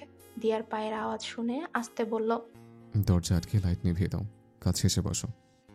কথা অনুযায়ী কাজ করে পাশে এসে বসলো দিয়া। সাহাদ শান্ত গলায় বলল, আজ সবাই বিধ্বস্ত সাদকে দেখেছে, তাই না? দিয়া চুপ। সাহাদ দীর্ঘশ্বাস ফেলে বলল, একটা প্রশ্নের সবটুকু এলোমেলো করে রেখেছে আমায়। 2 বছর কেন দূরে সরিয়ে রেখেছে যদি এত ভালোবাসে, তাই না? কামরা জুড়ে পিনপতন নিরাপত্তা। মিনিট 10 পেরোলো, শব্দ আসলো সাহাদের মুখ থেকে। আমি জানি না, আমি সত্যিই জানি না। কিছুটা থেমে, ফারা, আমি ফল্টলেস নই। আমার বিশ্বাসে খুঁত ছিল ফারা। আমি তোমার মতো নিখুঁত নই। আমি তোমার দয়ায় পাওয়া ক্ষমা নিয়ে বেঁচে আছি। এই কথা প্রতিটা মুহূর্তে শেষ করে দিচ্ছে ভেতরটাকে। মন থেকে ক্ষমা পাইনি আমি, ঠিকই তো, কেন পাবো? আশা করি কি করে? কিছু ভুলের সাধারণ ক্ষমা ঘোষণা করতে হয়। সেসব ভুলকে শাস্তি দিতে গেলে জীবনের বাকি সুখটুকুও হারিয়ে যাবে। অন্ধকারেও স্পষ্ট দিয়ার মুখ। বাইরে থেকে ফোর্সের আলোর আবছার রুমে এসে পড়ছে। সেই আলোতেই সামনে বসে থাকা মেয়েটাকে আজ বড্ড অচেনা লাগছে। বুঝতে পারছে না কি বলবে, কি উপায়ে পরিবেশ স্বাভাবিক করবে। এটাও মেনে নিতে পারছে না তার সহধর্মিনীর প্রতি দয়া দেখিয়েছে। আকস্মিক উঠে দাঁড়ায়, সরাসরি বাতি জ্বালিয়ে বলল, ফারা, আমি কয়েকদিনের জন্য ঢাকার বাইরে যাব। তুমি সে যা কাছে থাকলে আমি পাগল হয়ে যাব। পাগলিম আচরণগুলোর আগেও কেউ দেখেনি, এখনো কেউ না দেখুক। এটা সলিউশন? উপায় আছে আর? নেই বুঝি? সাদ সরাসরি দিয়ার পায়ের কাছে বসে হাঁটু জড়িয়ে ধরে কোলে মাথা রেখে বলে, বলে দাও, নিতে পারছি না আর। প্রশ্নের উত্তর দিন, তবে বলে দিব। জবাবটা আসলো ধীরে। অবিশ্বাস করেছিলাম, হালকা হলেও করেছিলাম, স্বীকার করলাম। নোমনকে তো বিশ্বাস করতাম আমি, ও মিথ্যে বলবে বুঝিনি। শেফালি তো আমার বোন, তোমাকে ফাঁসাবে বুঝিনি। যখন জানলাম আমার সে যা তোমার গর্ভে, তুমি তাকে নিজের সবকিছুতে আগলে রেখেছ, একটু করে রাগ কমতে থাকলো। পুরো ঘটনা বের করার চেষ্টা করলাম, অনেকটুকু বের করে ফেললেও মেনে নিতে পারছিলাম না। তুমি নির্দোষ, আমিও তো মানুষ, ভুল করেছিলাম। সে যা যেদিন পৃথিবীতে এলো, আমার পুরো পৃথিবী বদলে গেল। এরপর থেকে নোমরকে খুঁজছিলাম, বাকি সব তুমি জানো। পুনরায় বলল, সরি, মন থেকে মাফ করে দাও না। সবকিছু এলোমেলো হয়ে গেছে। বাইরে কেমন আচরণ করলাম দেখলে তো। একই কাজ আজ অফিসে করেছে, মিটিংয়ে করেছে। ফ্রেশ হয়ে নিন, আমি খাবার বাড়ছি। তৎক্ষণাৎ উঠে দাঁড়ায়, গর্জে উঠল, আল্লাহ দেখাবে না, আমি বলেছি আমি খাবো। তো কি করবেন? আচমকা টেবিলের পাশের ফুলদানি আছাড় দিল। আশেপাশে যা পারছে সব ভাঙছে। দিয়া ভয়ে আটকে উঠল। এত সেন্সিবল একজন মানুষকে এত বছরে এমন রূপে দেখেনি। কি করছেন আপনি? এসব হাতে লাগবে। লাগুক, যা খুশি হোক, সব ভেঙে ফেলবো, কিছুই রাখবো না। আমি ভেঙে যাচ্ছি। সবাই কেন ভালো থাকবে? সব কেন ঠিক থাকবে? আমার জীবন অগোছাল হয়ে আছে, সব ধ্বংস করে ফেলবো। সাদাতের চিৎকার প্রতিধ্বনি হচ্ছে দেয়ালে। বাইরে থেকে দরজা ধাক্কানোর আওয়াজ। পুনরায় চেঁচিয়ে উঠল, পাগলের মতো আচরণ করছেন কেন? হাত চুয়ে রক্ত পড়ছে। কিভাবে কেটেছে জানে না, কিছু ভাঙার সময় হয়তো হাতে লেগেছে। চোখ দুটো দেখতে আজ ভয়ানক লাগছে দিয়ার। সাহাদ প্রকার স্বরে বলল, সবকিছুতে সাদকে সেন্সিবল থাকতে হবে, সবকিছুতে সাদ এগিয়ে আসতে হবে। অথচ সাদের যে শান্তির প্রয়োজন কেউ তো বুঝলো না। দায়িত্বটা কেন আমার হতে হবে সবসময়? আবারও আছাড় দিল নিজের প্রিয় পারফিউম। দরজার লক খুলে ফেলেছে সুলতানা কবির। রুমের অবস্থা থেকে সবাই হতবাক। দিয়ার চোখে পানি। মেয়েটা ভয় পেয়েছে। শিফার কোলে শেহজা বাবার এই রূপ দেখে কেঁদে দিল। ঘুম থেকে ওঠার পর বাবাকে সকালের পর আর দেখেনি। মাত্রই দেখলো দুহাত বাড়িয়ে কাঁদছে কোলে নিতে। সাহাদ পুনরায় চিৎকার দিল, ওকে এখানে কেন এনেছিস? শিফা ভয়ে শেহজাকে নিয়ে বের হবে। এমন সময় মেয়েটা আরো জোরে কাঁদছে। শিফার কোল থেকে নেমে যাচ্ছে, বাবা বাবা করছে। জোরে শ্বাস টেনে নিজেকে সংযত করছে। একটানে আলমারি খুলে ড্রয়ার থেকে একটা রুমাল বের করে হাতে পেঁচিয়ে নিল। সে ভাঙা টুকরোগুলো মারিয়ে মেয়েকে কোলে নিয়ে সকলের সামনে দিয়ে বেরিয়ে গেল। যেতে যেতে বলতে থাকলো, আম্মা, আপনি ছাড়া কেউ বলছে না বাবাকে, কেউ না। পায়চারি করছে মেয়েকে নিয়ে ছাদে। মেয়েটা বাবার কোলে শান্ত। আকাশের চাঁদটা ঝলমল করছে। মেয়েটা কেমন বাবার গলা জড়িয়ে ধরে আছে। এত অল্পতেই সব ভেঙে চুরে আসলো নিচে। অথচ বোটা 2 বছর কি করে সহ্য করলো। বেঞ্চিতে বসলো। মেয়ে বুকের সাথেই লেপ্টে আছে, মেয়েকে বিচার দিচ্ছে। আম্মু শুনেন, বাবার দোষ নেই বুঝছেন। সবাই বাবাকে ভুল বোঝে, আপনি বাবাকে ভুল বুঝবেন না কখনো। আপনি আমার সব, আপনি ভুল বুঝলে বাবা মরে যাবো সেদিন। মেয়েটা ফ্যালফেল করে তাকিয়ে আছে। ভাগ্যি সেই বাচ্চা বুঝে না, বুঝলে সেও বাবাকে মাফ করতো না। পরক্ষণেই বলল, ও মা শুনেন না, বাবার তো আপনার মায়ের মতো সাহস আর ধৈর্য নেই। বলেন কি করব? বলতে করে ফেলেছে, আমাকে বলবেন মন থেকে মাফ করতে। খুব কষ্ট দিয়েছে, কিন্তু কখনই অসম্মান করেছে বলেন? আপনারা কি এখন বাবাকে পাগল মনে হচ্ছে? অনেক রাত হয়েছে, মেয়েটা অনেকক্ষণ কিছু খায়নি। ছাদের দরজা খুলেই নিচে নেমে এলো। বাসায় ঢুকতেই দেখে ড্রয়িং রুমে সবাই বসে আছে, মা ডাইনিং এ। সুলতানা ছেলের দিকে তাকিয়ে বুঝছে তার এত বুঝদার ছেলে আজ কেঁদেছে। ঠিক কতটা কাঁদলে ছেলেটা চোখ মুখ সব ফোলা, কেউ কথা বাড়াচ্ছে না। আফিয়া খালাকে ডেকে শাহজাকে ওর মায়ের কাছে দিতে বলল খাওয়ার জন্য। বেসিনে ভালো করে মুখ ধুয়ে বাবার কাছে বসলো। বাবার দিকে তাকিয়ে বলল, আপু যা হয়েছে হয়েছে, ছেলেকে আমি কাল বুঝিয়ে বলবো। আমি আপাতত শেফালিকে বিয়ে দিতে চাচ্ছি না, ওর মত আছে এখানে জেনে নেবেন। শেফালি পাশেই ছিল, ভাইয়ের দিকে তাকিয়ে বলল, না ভাইজান, করবো না বিয়ে।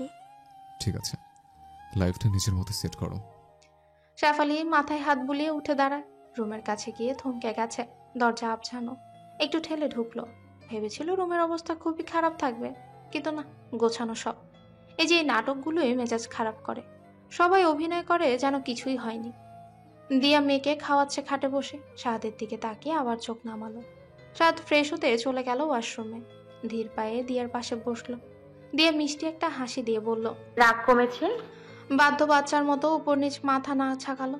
দিয়া খোঁচা দিয়ে বলে, কেমন লাগলো আজ? শব্দহীন নিষ্পলক চেয়ে আছে সহধর্মিনীর পানে। দিয়া পুনরায় বলল, আমি 2 বছর সহ্য করেছি। সময়কে তো আটকে দিতে পারবো না। তাহলে পুনরায় অশান্তি করছেন কেন?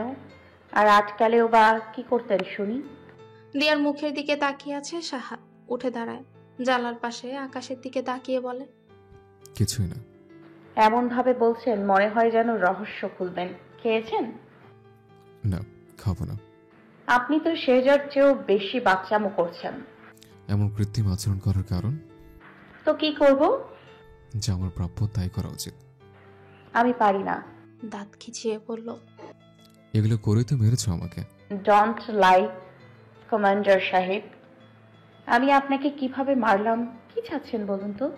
শাস্তি দাও, তোমার এমন ভালো মানুষের মতো ব্যবহার ভাবাচ্ছে আমায়। এটাই আপনার শাস্তি। ক্রোধ ছড়িয়ে পড়েছে শাহাদের বদন জুড়ে। শেহজা ঘুমিয়েছে। দিয়া মেয়েকে শুয়ে উঠে পড়ে। নিজে নিজেই বলছে, কি সুন্দর করে বেডরুমটা গুছিয়েছিলাম, সহ্য হলো না কারো। সব প্রিয় ফ্লাওয়ার ভাস ভেঙে দিয়েছে। শাহাদ ঠোঁট উল্টে বলে, নতুন এনে দেব। হাতটা এখনো আগের মতো? নিজের হাতের দিকে তাকিয়ে উঠে দাঁড়ায়। ড্রয়ার খুলে নিজের ব্যান্ডেজ করে নিল। দিয়া অন্য পাশে ফিরে ঠোঁট টিপে হেসে আবার মুখটা গোমরা করে নিল। মাথার চুলগুলো খুলে ড্রেসিং টেবিল থেকে চিরুনি নিয়ে আশ্রয় নিচ্ছে। এমন সময় চোখ গেল সাদাতের দিকে। মোহ নিয়ে দিয়ার দিকে চেয়ে আছে। দিয়ার মনে দুষ্টুমি খেলল। লাল গাউনে দিয়ার সৌন্দর্য আরো বেড়েছে। গায়ের ওড়নাটা এক পাশে এনে চুলগুলোতে আঙুল চালিয়ে ঢিলা বেনি গাঁথল।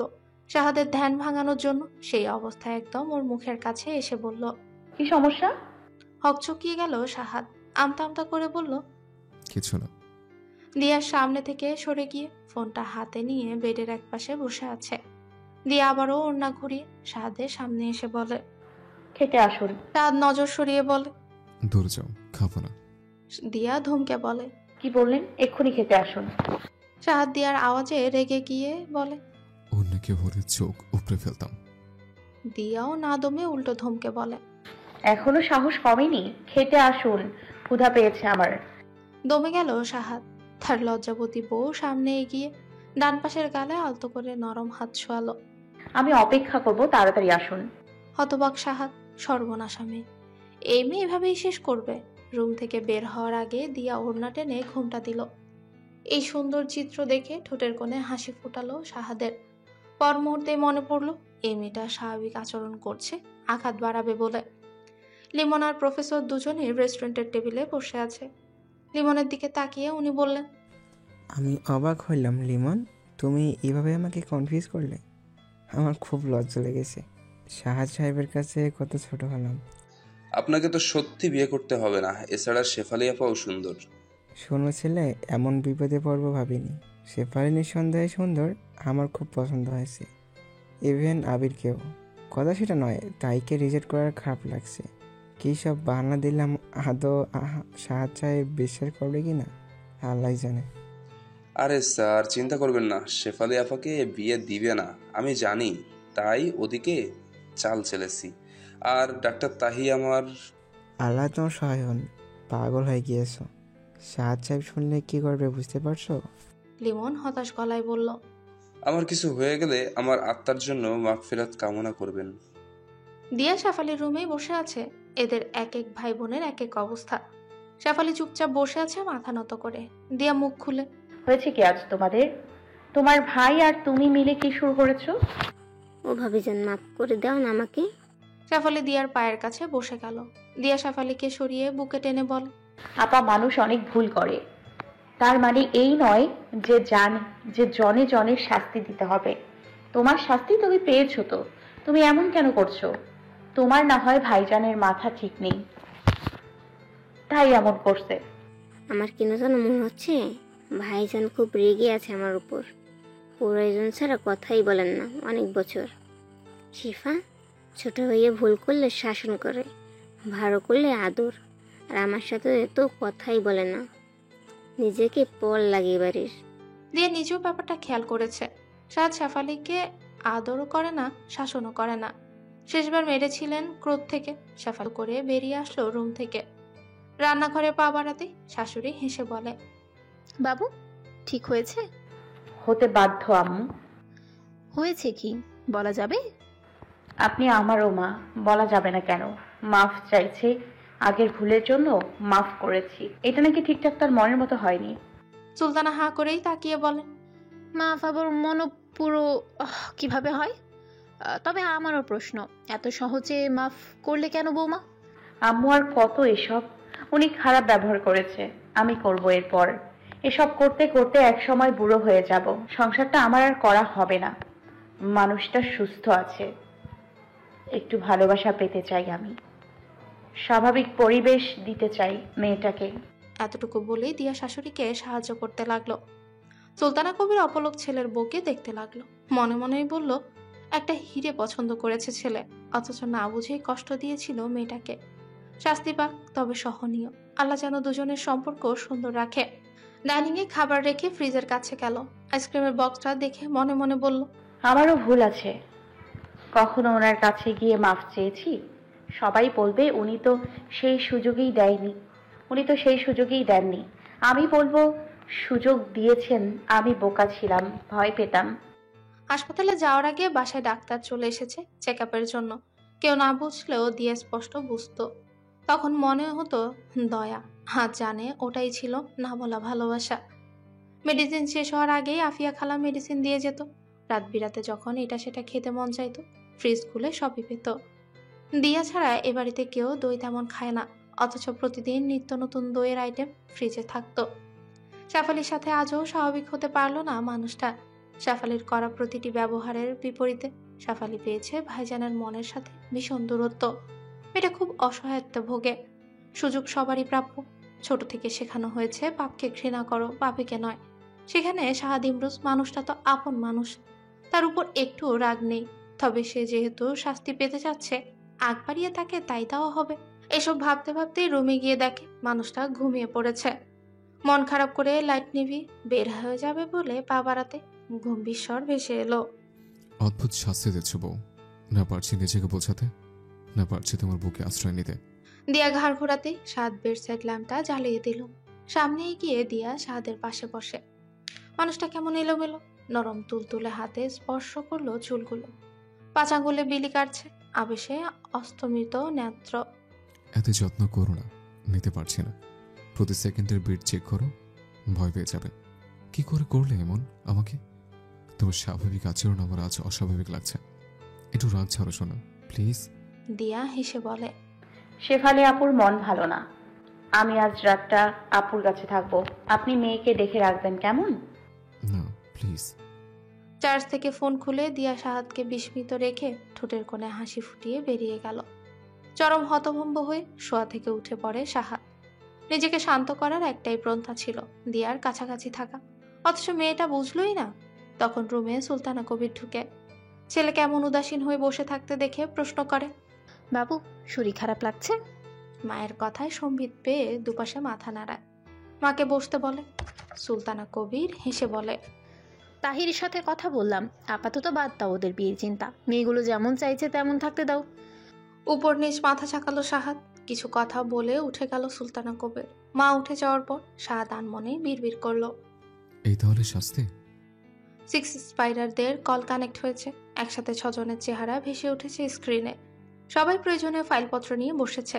লিমন শাহিন পাবেলকে উদ্দেশ্য করে বলল, আমাকে অন্য কাজ দাও ভাইরা, এই কাজ আর পারবো না। বাকিরা ভ্রুকুচকে বল, তুই সুস্থ আছিস? মেয়ে পড়ানো তো তোর প্রিয় কাজ। আগে ছিল।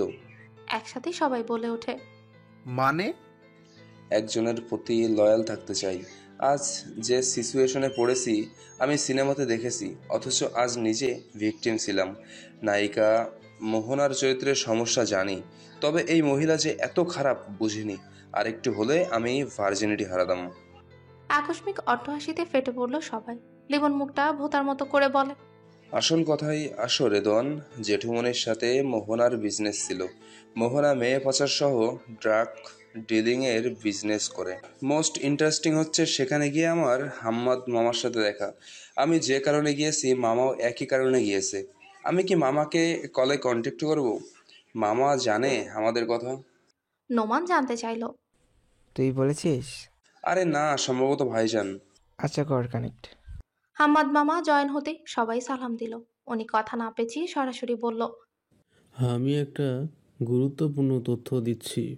মুরাদ সাফায়েত মজুমদার এবং আমিরা আপাকে হত্যা করা হয়েছিল জানোই। হত্যার জন্য দায়ী রেদওয়ান। আমার উম্মির কোহিনূর ছিল টার্গেট। একমাত্র কোহিনূরই চিনে বর্ডারের রাস্তা, যা দিয়ে সহজে ড্রাগ ইন্ডিয়া, চায়না এবং নেপাল পাঠাতে পারবে। মোহনা হচ্ছে এই বিজনেসের কুইন। মোহনার আরেকটা পরিচয় হচ্ছে রেদওয়ানের দ্বিতীয় স্ত্রী, যাকে রেদওয়ান আড়ালে রাখে। এখন এত সব কাহিনীর সাথে মুরাদ মজুমদারের সম্পর্ক হচ্ছে রেদওয়ানের খুব ভালো বন্ধু ছিল মুরাদ।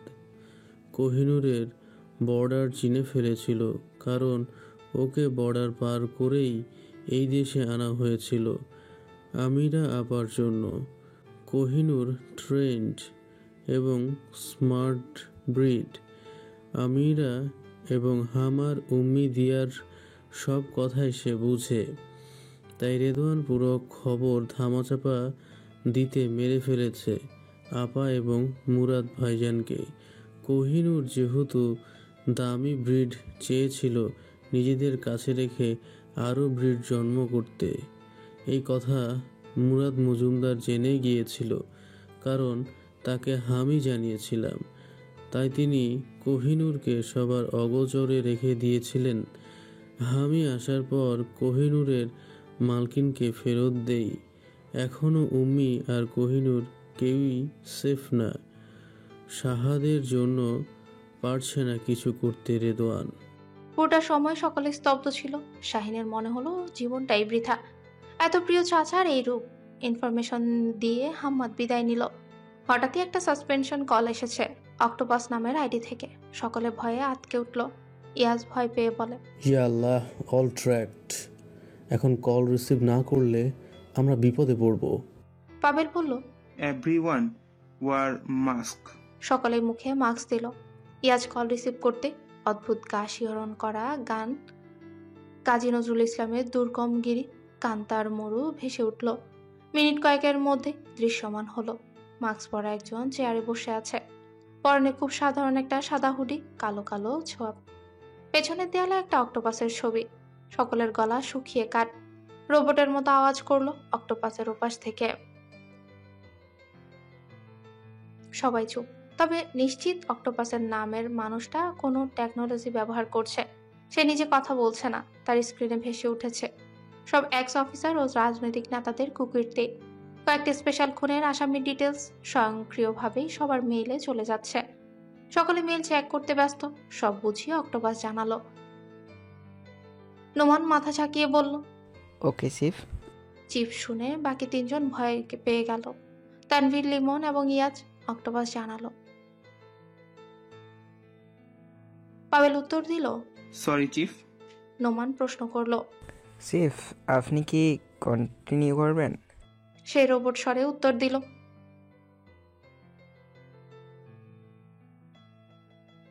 ওকে চিফ। আচমকা তানভীর বলল, চিফ আমরা তিনজন নতুন, আপনি আমাদের চিনেন না। আপনার অনেক গুণগান শুনেছি, আমাদের একটু দোয়া দিবেন। সেই সাথে মাথা সহজ স্বরে বলে উঠল ইয়াজ এবং লিমন। Yes chief. নোমান পাবেল সাথে সাথেই বলে, sorry chief, they are infant. আচমকা লিমন বলে ওঠে, এই দেয়ালটা আমার পরিচিত। ঠিক সেই মুহূর্তে অক্টোপাস মাস্ক খুলে ফেলে একটানে। ইয়াজার মনে হলো কেউ সপাটে গালে একটা চড় মেরেছে। লিমন দেখা মাত্র দুহাতে মুখ ঢেকেছে। তানভীরেরও একই অবস্থা। ইয়াজ আমতা আমতা করে বলে, আর করব না বস। ঘড়ির কাঁটা 3টায় ঠেকেছে। মেয়ের দিকে তাকিয়ে দেখলো মেয়েটা নিশ্চিন্তে ঘুমোচ্ছে। টেবিলের বোতলটাতে পানি নেই, পাশে বউ নেই, পানি থাকবে কি করে? উঠে ডাইনিং এর সামনে দাঁড়ালো। শেফালির রুমের দরজা খোলা, অনুমতি ছাড়া কখনো কোনো বোনের রুমে প্রবেশ করেনি সে। অন্যদিকে হঠাৎ দিয়াকে দেখার জন্য মনের ভেতর ছটফটে ভাব তৈরি হয়েছে। মনকে শান্ত করতে চেয়েও পারল না, করে ফেললো অন্যায়টা। বোনের রুমের দরজা খুলে ভেতরে ঢুকতেই দেখতে পেল মাঝখানে আবির আর দুপাশে দুই মাকে নিয়ে ঘুমোচ্ছে সে। এক পাশে মা, অন্য পাশে মামিমা। অন্য সময় হলে তুলে নিয়ে যেত, কিন্তু আজ মন সায় দিল না। দিয়া যে নিজেই যেহেতু দূরে থাকতে চাচ্ছে, তাকে দূরে থাকতে দেওয়া উচিত। ঘুরে গেল দরজার দিকে। বের হওয়ার সময় রিনরিনে আওয়াজ এলো, ঘুমিয়ে পড়ুন, মেয়ে একা, আমি এখানে ঠিক আছি। ঘাড় ঘোরাতেই স্বচ্ছ চোখে নজর দিল অর্ধাঙ্গিনীর দিকে। দিয়ার গলা শুনে শেফালি নড়ে চড়ে উঠল। সামনে ভাইয়ের ছায়া দেখে লাফিয়ে উঠল। ভাইজান কিছু লাগবে? দিয়া শেফালির দিকে না তাকিয়েই বলল, আপা শুয়ে পড়ো, কিছু লাগবে না। সাদ শান্ত স্বরে বোনকে বলল, শুয়ে পড়ো, শুভরাত্রি। সাহাদ বেরিয়ে যেতে যেতে চরম বিস্মিত হলো। এই ভেবে যে এই মেয়ের কি একটুও ভয় হলো না? কি করে সম্ভব? কিভাবে কাট কাট কথা বললো ঘুমিয়ে পড়ুন? মনে হলো যেন আদেশ করছে। নাকি আমিই ফেসে গেলাম? শরীর ঝাঁকি দিয়ে উঠছে, বুক কাঁপছে। ওই অনর্থ আজই কেন হতে হলো? আকাশের রূপ বদলেছে, মেঘের ঘনঘটা শুরু হচ্ছে। ছাদের চিলে কোঠায় আজ অমাবস্যা নেমেছে, আর দাঁড়িয়ে থাকা সম্ভব হচ্ছে না। পাবেলের সামনে এখন সাক্ষাৎ যমরাজের উপস্থিতি টের পাচ্ছে। টেবিলের পাশে চেয়ার টেনে বসলো। পাবেলকে ইশারা দিল পানি পান করার। গলাটা ভিজিয়ে পাবেল চুপচাপ খাটে বসে। সরাসরি প্রশ্ন, কোনো ভনিতা ছাড়াই। দোষটা কার? কিছুক্ষণ আগে সাহাদ উপরে এসে যা দেখার দেখে দিয়ে গিয়েছে। মধ্যরাতে একটা মেয়ে কখনোই সম্পর্ক ব্যতীত পরপুরুষের ঘরে আসবে না। কিছুক্ষণ আগে শিফা এসে পাবেলকে জন্মদিনের শুভেচ্ছা জানিয়ে গেল, সাথে নিজের হাতে বানানো পায়েস খাওয়ালো। পাবেল আজ শিফাকে নিষেধ করেনি। নিজের শরীরও ক্লান্ত, মেয়েটা কষ্ট করে বানিয়ে নিয়ে এসেছে। বারণ করলে হয়তো কেঁদে দিত। এই পুরো ঘটনা সাহাদ লক্ষ্য করেছে। ছাদে এসে চুপচাপ দেখেছে। শিফা চলে যাওয়ার পর পাবেলের রুমে ঢুকেছে। সাদ নিজেই উপরে এসেছিল পাবেলের উপহার দিতে। এছাড়া কিছু রাজনৈতিক আলোচনাও ছিল, কিন্তু যা দেখলো তাতে সব ইচ্ছে দমে গেল। পুনরায় প্রশ্ন করলো, দোষটা কার? পাবেল কেঁপে উঠল, সাথে সাথে উত্তর করলো, বস আমার। শিফা কেন এসছে এখানে? তুমি ডেকেছ? পাবেল সাহাদের দিকে তাকিয়ে থ হয়ে গেছে। কি উত্তর দিবে? নিজেকে আশ্বস্ত করলো, যা হওয়ার হবে। আগে ব্যাপারটা স্বাভাবিক করতে হবে। নোমান শেফালির পরিণতির কথা সবাই জানে। পাবেলের হঠাৎ মনে হলো আজকের পর সব পরিবর্তন হয়ে যাবে। গলা শুকিয়ে যাচ্ছে, হয়তো শিফাকে আর দেখতে পাবে না। সাহাদ উঠে দাঁড়িয়ে বলে, go back to your flat. If needed I will call, okay? Boss. Sahad ঘুরে দাঁড়িয়ে সরাসরি পাবেলের চোখের দিকে তাকালো। পাবেল সাহাদের চোখ দেখে ভয় পেয়ে গেছে। সাথে সাথে নিজের চোখ বন্ধ করে ঢোক গিলে বলল, ঠিক আছে বস। আর কিছু বলার সাহস হয়নি। সাহাদ নেমে এলো নিচে। সাহাদের মনে প্রশ্ন ঘুরছে, দোষটা কার? পর মুহূর্তে মনে হলো দোষটা তার। সুযোগটা সাহাদের কাছ থেকেই তো পেয়েছে সবাই। ব্যালকনিতে এসে চুপটি করে বসে আছে। পাশে চেয়ার টানা শব্দে ঘুরে তাকালো। নিস্তব্ধ রজনীতে এই শব্দটাও ভয়ানক লাগছে। দিয়া পাশে বসেই বলে, জানি না আপনার মাঝে কি চলছে, তবে এতটুকু বলতে পারি আপনি নিজের মধ্যে নেই। কি হয়েছে? ঘুমোনি কেন? আসছে না। ইদানিং শূন্যতা অনুভব করি। রাশেদকে মনে পড়ে। সব সামনে নিতে চেয়ে ক্লান্ত আমি। সবই স্বাভাবিক। দিয়া উঠে দাঁড়িয়ে রজনীগন্ধা গাছটার কাছে গিয়ে বলে, আমি আপনাকে মন থেকে মাফ করে দিয়েছি শেজার বাবা। ভালোবেসে সংসারটা সামলাতে চাই, কিন্তু আপনি যা চাইছেন ওটা পেতে যে সত্যি সময় লাগবে। কতদিন? দিয়া হেসে বলে, বছর, দিন নয়। মাথা নত সাহাদ, চক্ষু স্থির মেঝেতে। দিয়া পুনরায় বলে, আমার 3য় বর্ষের পরীক্ষা। সাহাদ মুচকি এসে জোরেই বলল, ফ্যান্টাস্টিক। দিয়া নিশ্চুপ, নিজেকে দমিয়ে আন্তঃস্বরে পুনরায় বলে, ফারা? জি। ধন্যবাদ, এখন বুঝতে পারছি। পরীক্ষা কখন? 22 তারিখ থেকে। কখন যেতে চাও? আব্বু আম্মুকে বলেছি আগামীকাল যেতে চাচ্ছি। আমি এখন জানলাম। আবারও নীরবতা। যাও, ঘুমিয়ে পড়ো। বারান্দা থেকে রুমে ঢুকে গেল। দিয়া বারান্দার দরজা আটকে রুম থেকে বের হওয়ার সময় সাহাদ বলে ওঠে, এইভাবে মাফ না করে কাছে থেকে আরো কঠিন শাস্তি দিলেও সয়ে নিতাম। 2 বছর যতটুকু আঘাত দিয়েছে তার চেয়ে আশঙ্কাময় হবে আমার আগামী দিনগুলো। আর কথা বাড়ানো হয়নি।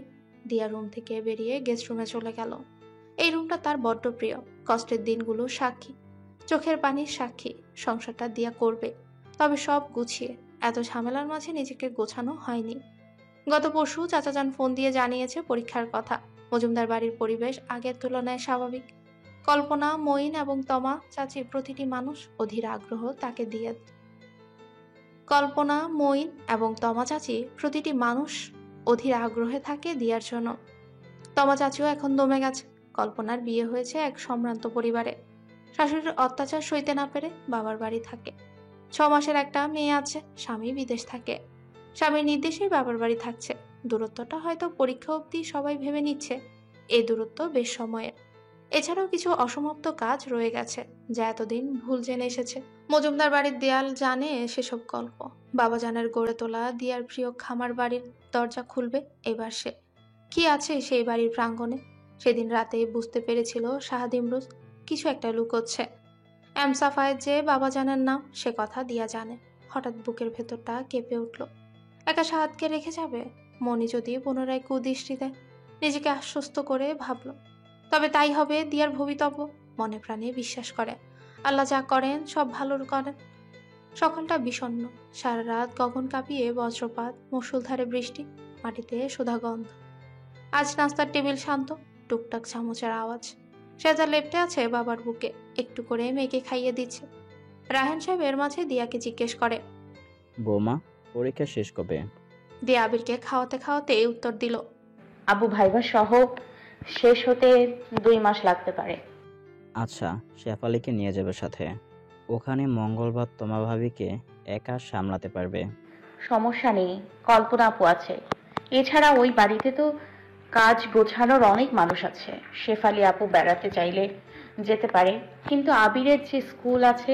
সাহাদ বলে ওঠে, শেফালি যাওয়ার দরকার নেই, আমি যাব। দিয়া তৎক্ষণাৎ বলে ওঠে, আপনার অনেক কাজ, যাওয়ার প্রয়োজন নেই। কতটা সূক্ষ্মভাবে প্রত্যাখ্যান করলো প্রস্তাব। সুলতানা কবির কিছুটা আঁচ করলেন ব্যাপারটা। তিনিও চান ছেলে আর তার বউ ব্যাপারটা নিজেরা মিটিয়ে নিক।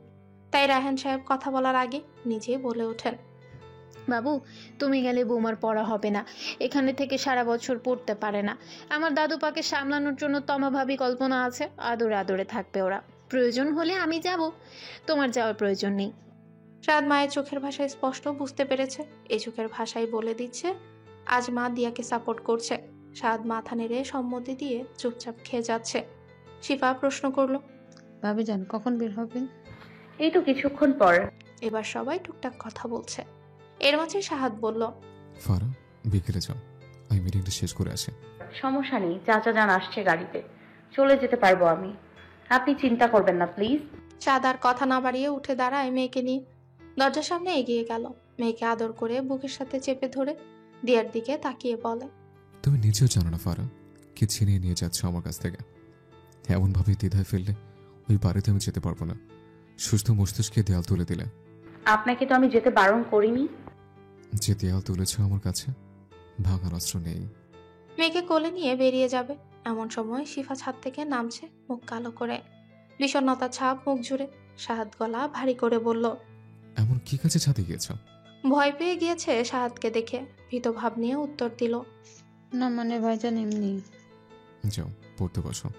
সাহাদ পা বাড়াবে এমন সময় শিফা প্রশ্ন করে, ভাইজান আজ তো কোচিং আছে বিকেলে। তো আমাকে তো কাবিল ভাই নিয়ে আসছে প্রতিদিন, উনি তো নেই বাসায়। গাড়ি পাঠিয়ে দেব, আজ থেকে ড্রাইভার দিয়ে আসবে, নিয়ে আসবে। পাবলিক বাসে চড়তে পারো আমি জানি, এখন আপাতত প্রয়োজন নেই, রুমে যাও। বেরিয়ে গেল সাহাদ। দিয়া সব শুনছে এতক্ষণ। শিফার চেহারায় মলিনতা দেখে মনে হলো কিছু ব্যাপার আছে। গাড়ি চলছে মজুমদার বাড়ির উদ্দেশ্যে। শেহজা মায়ের কোলে ঘুমোচ্ছে। আসার সময় বুঝে নেই কি ফেলে আসছে।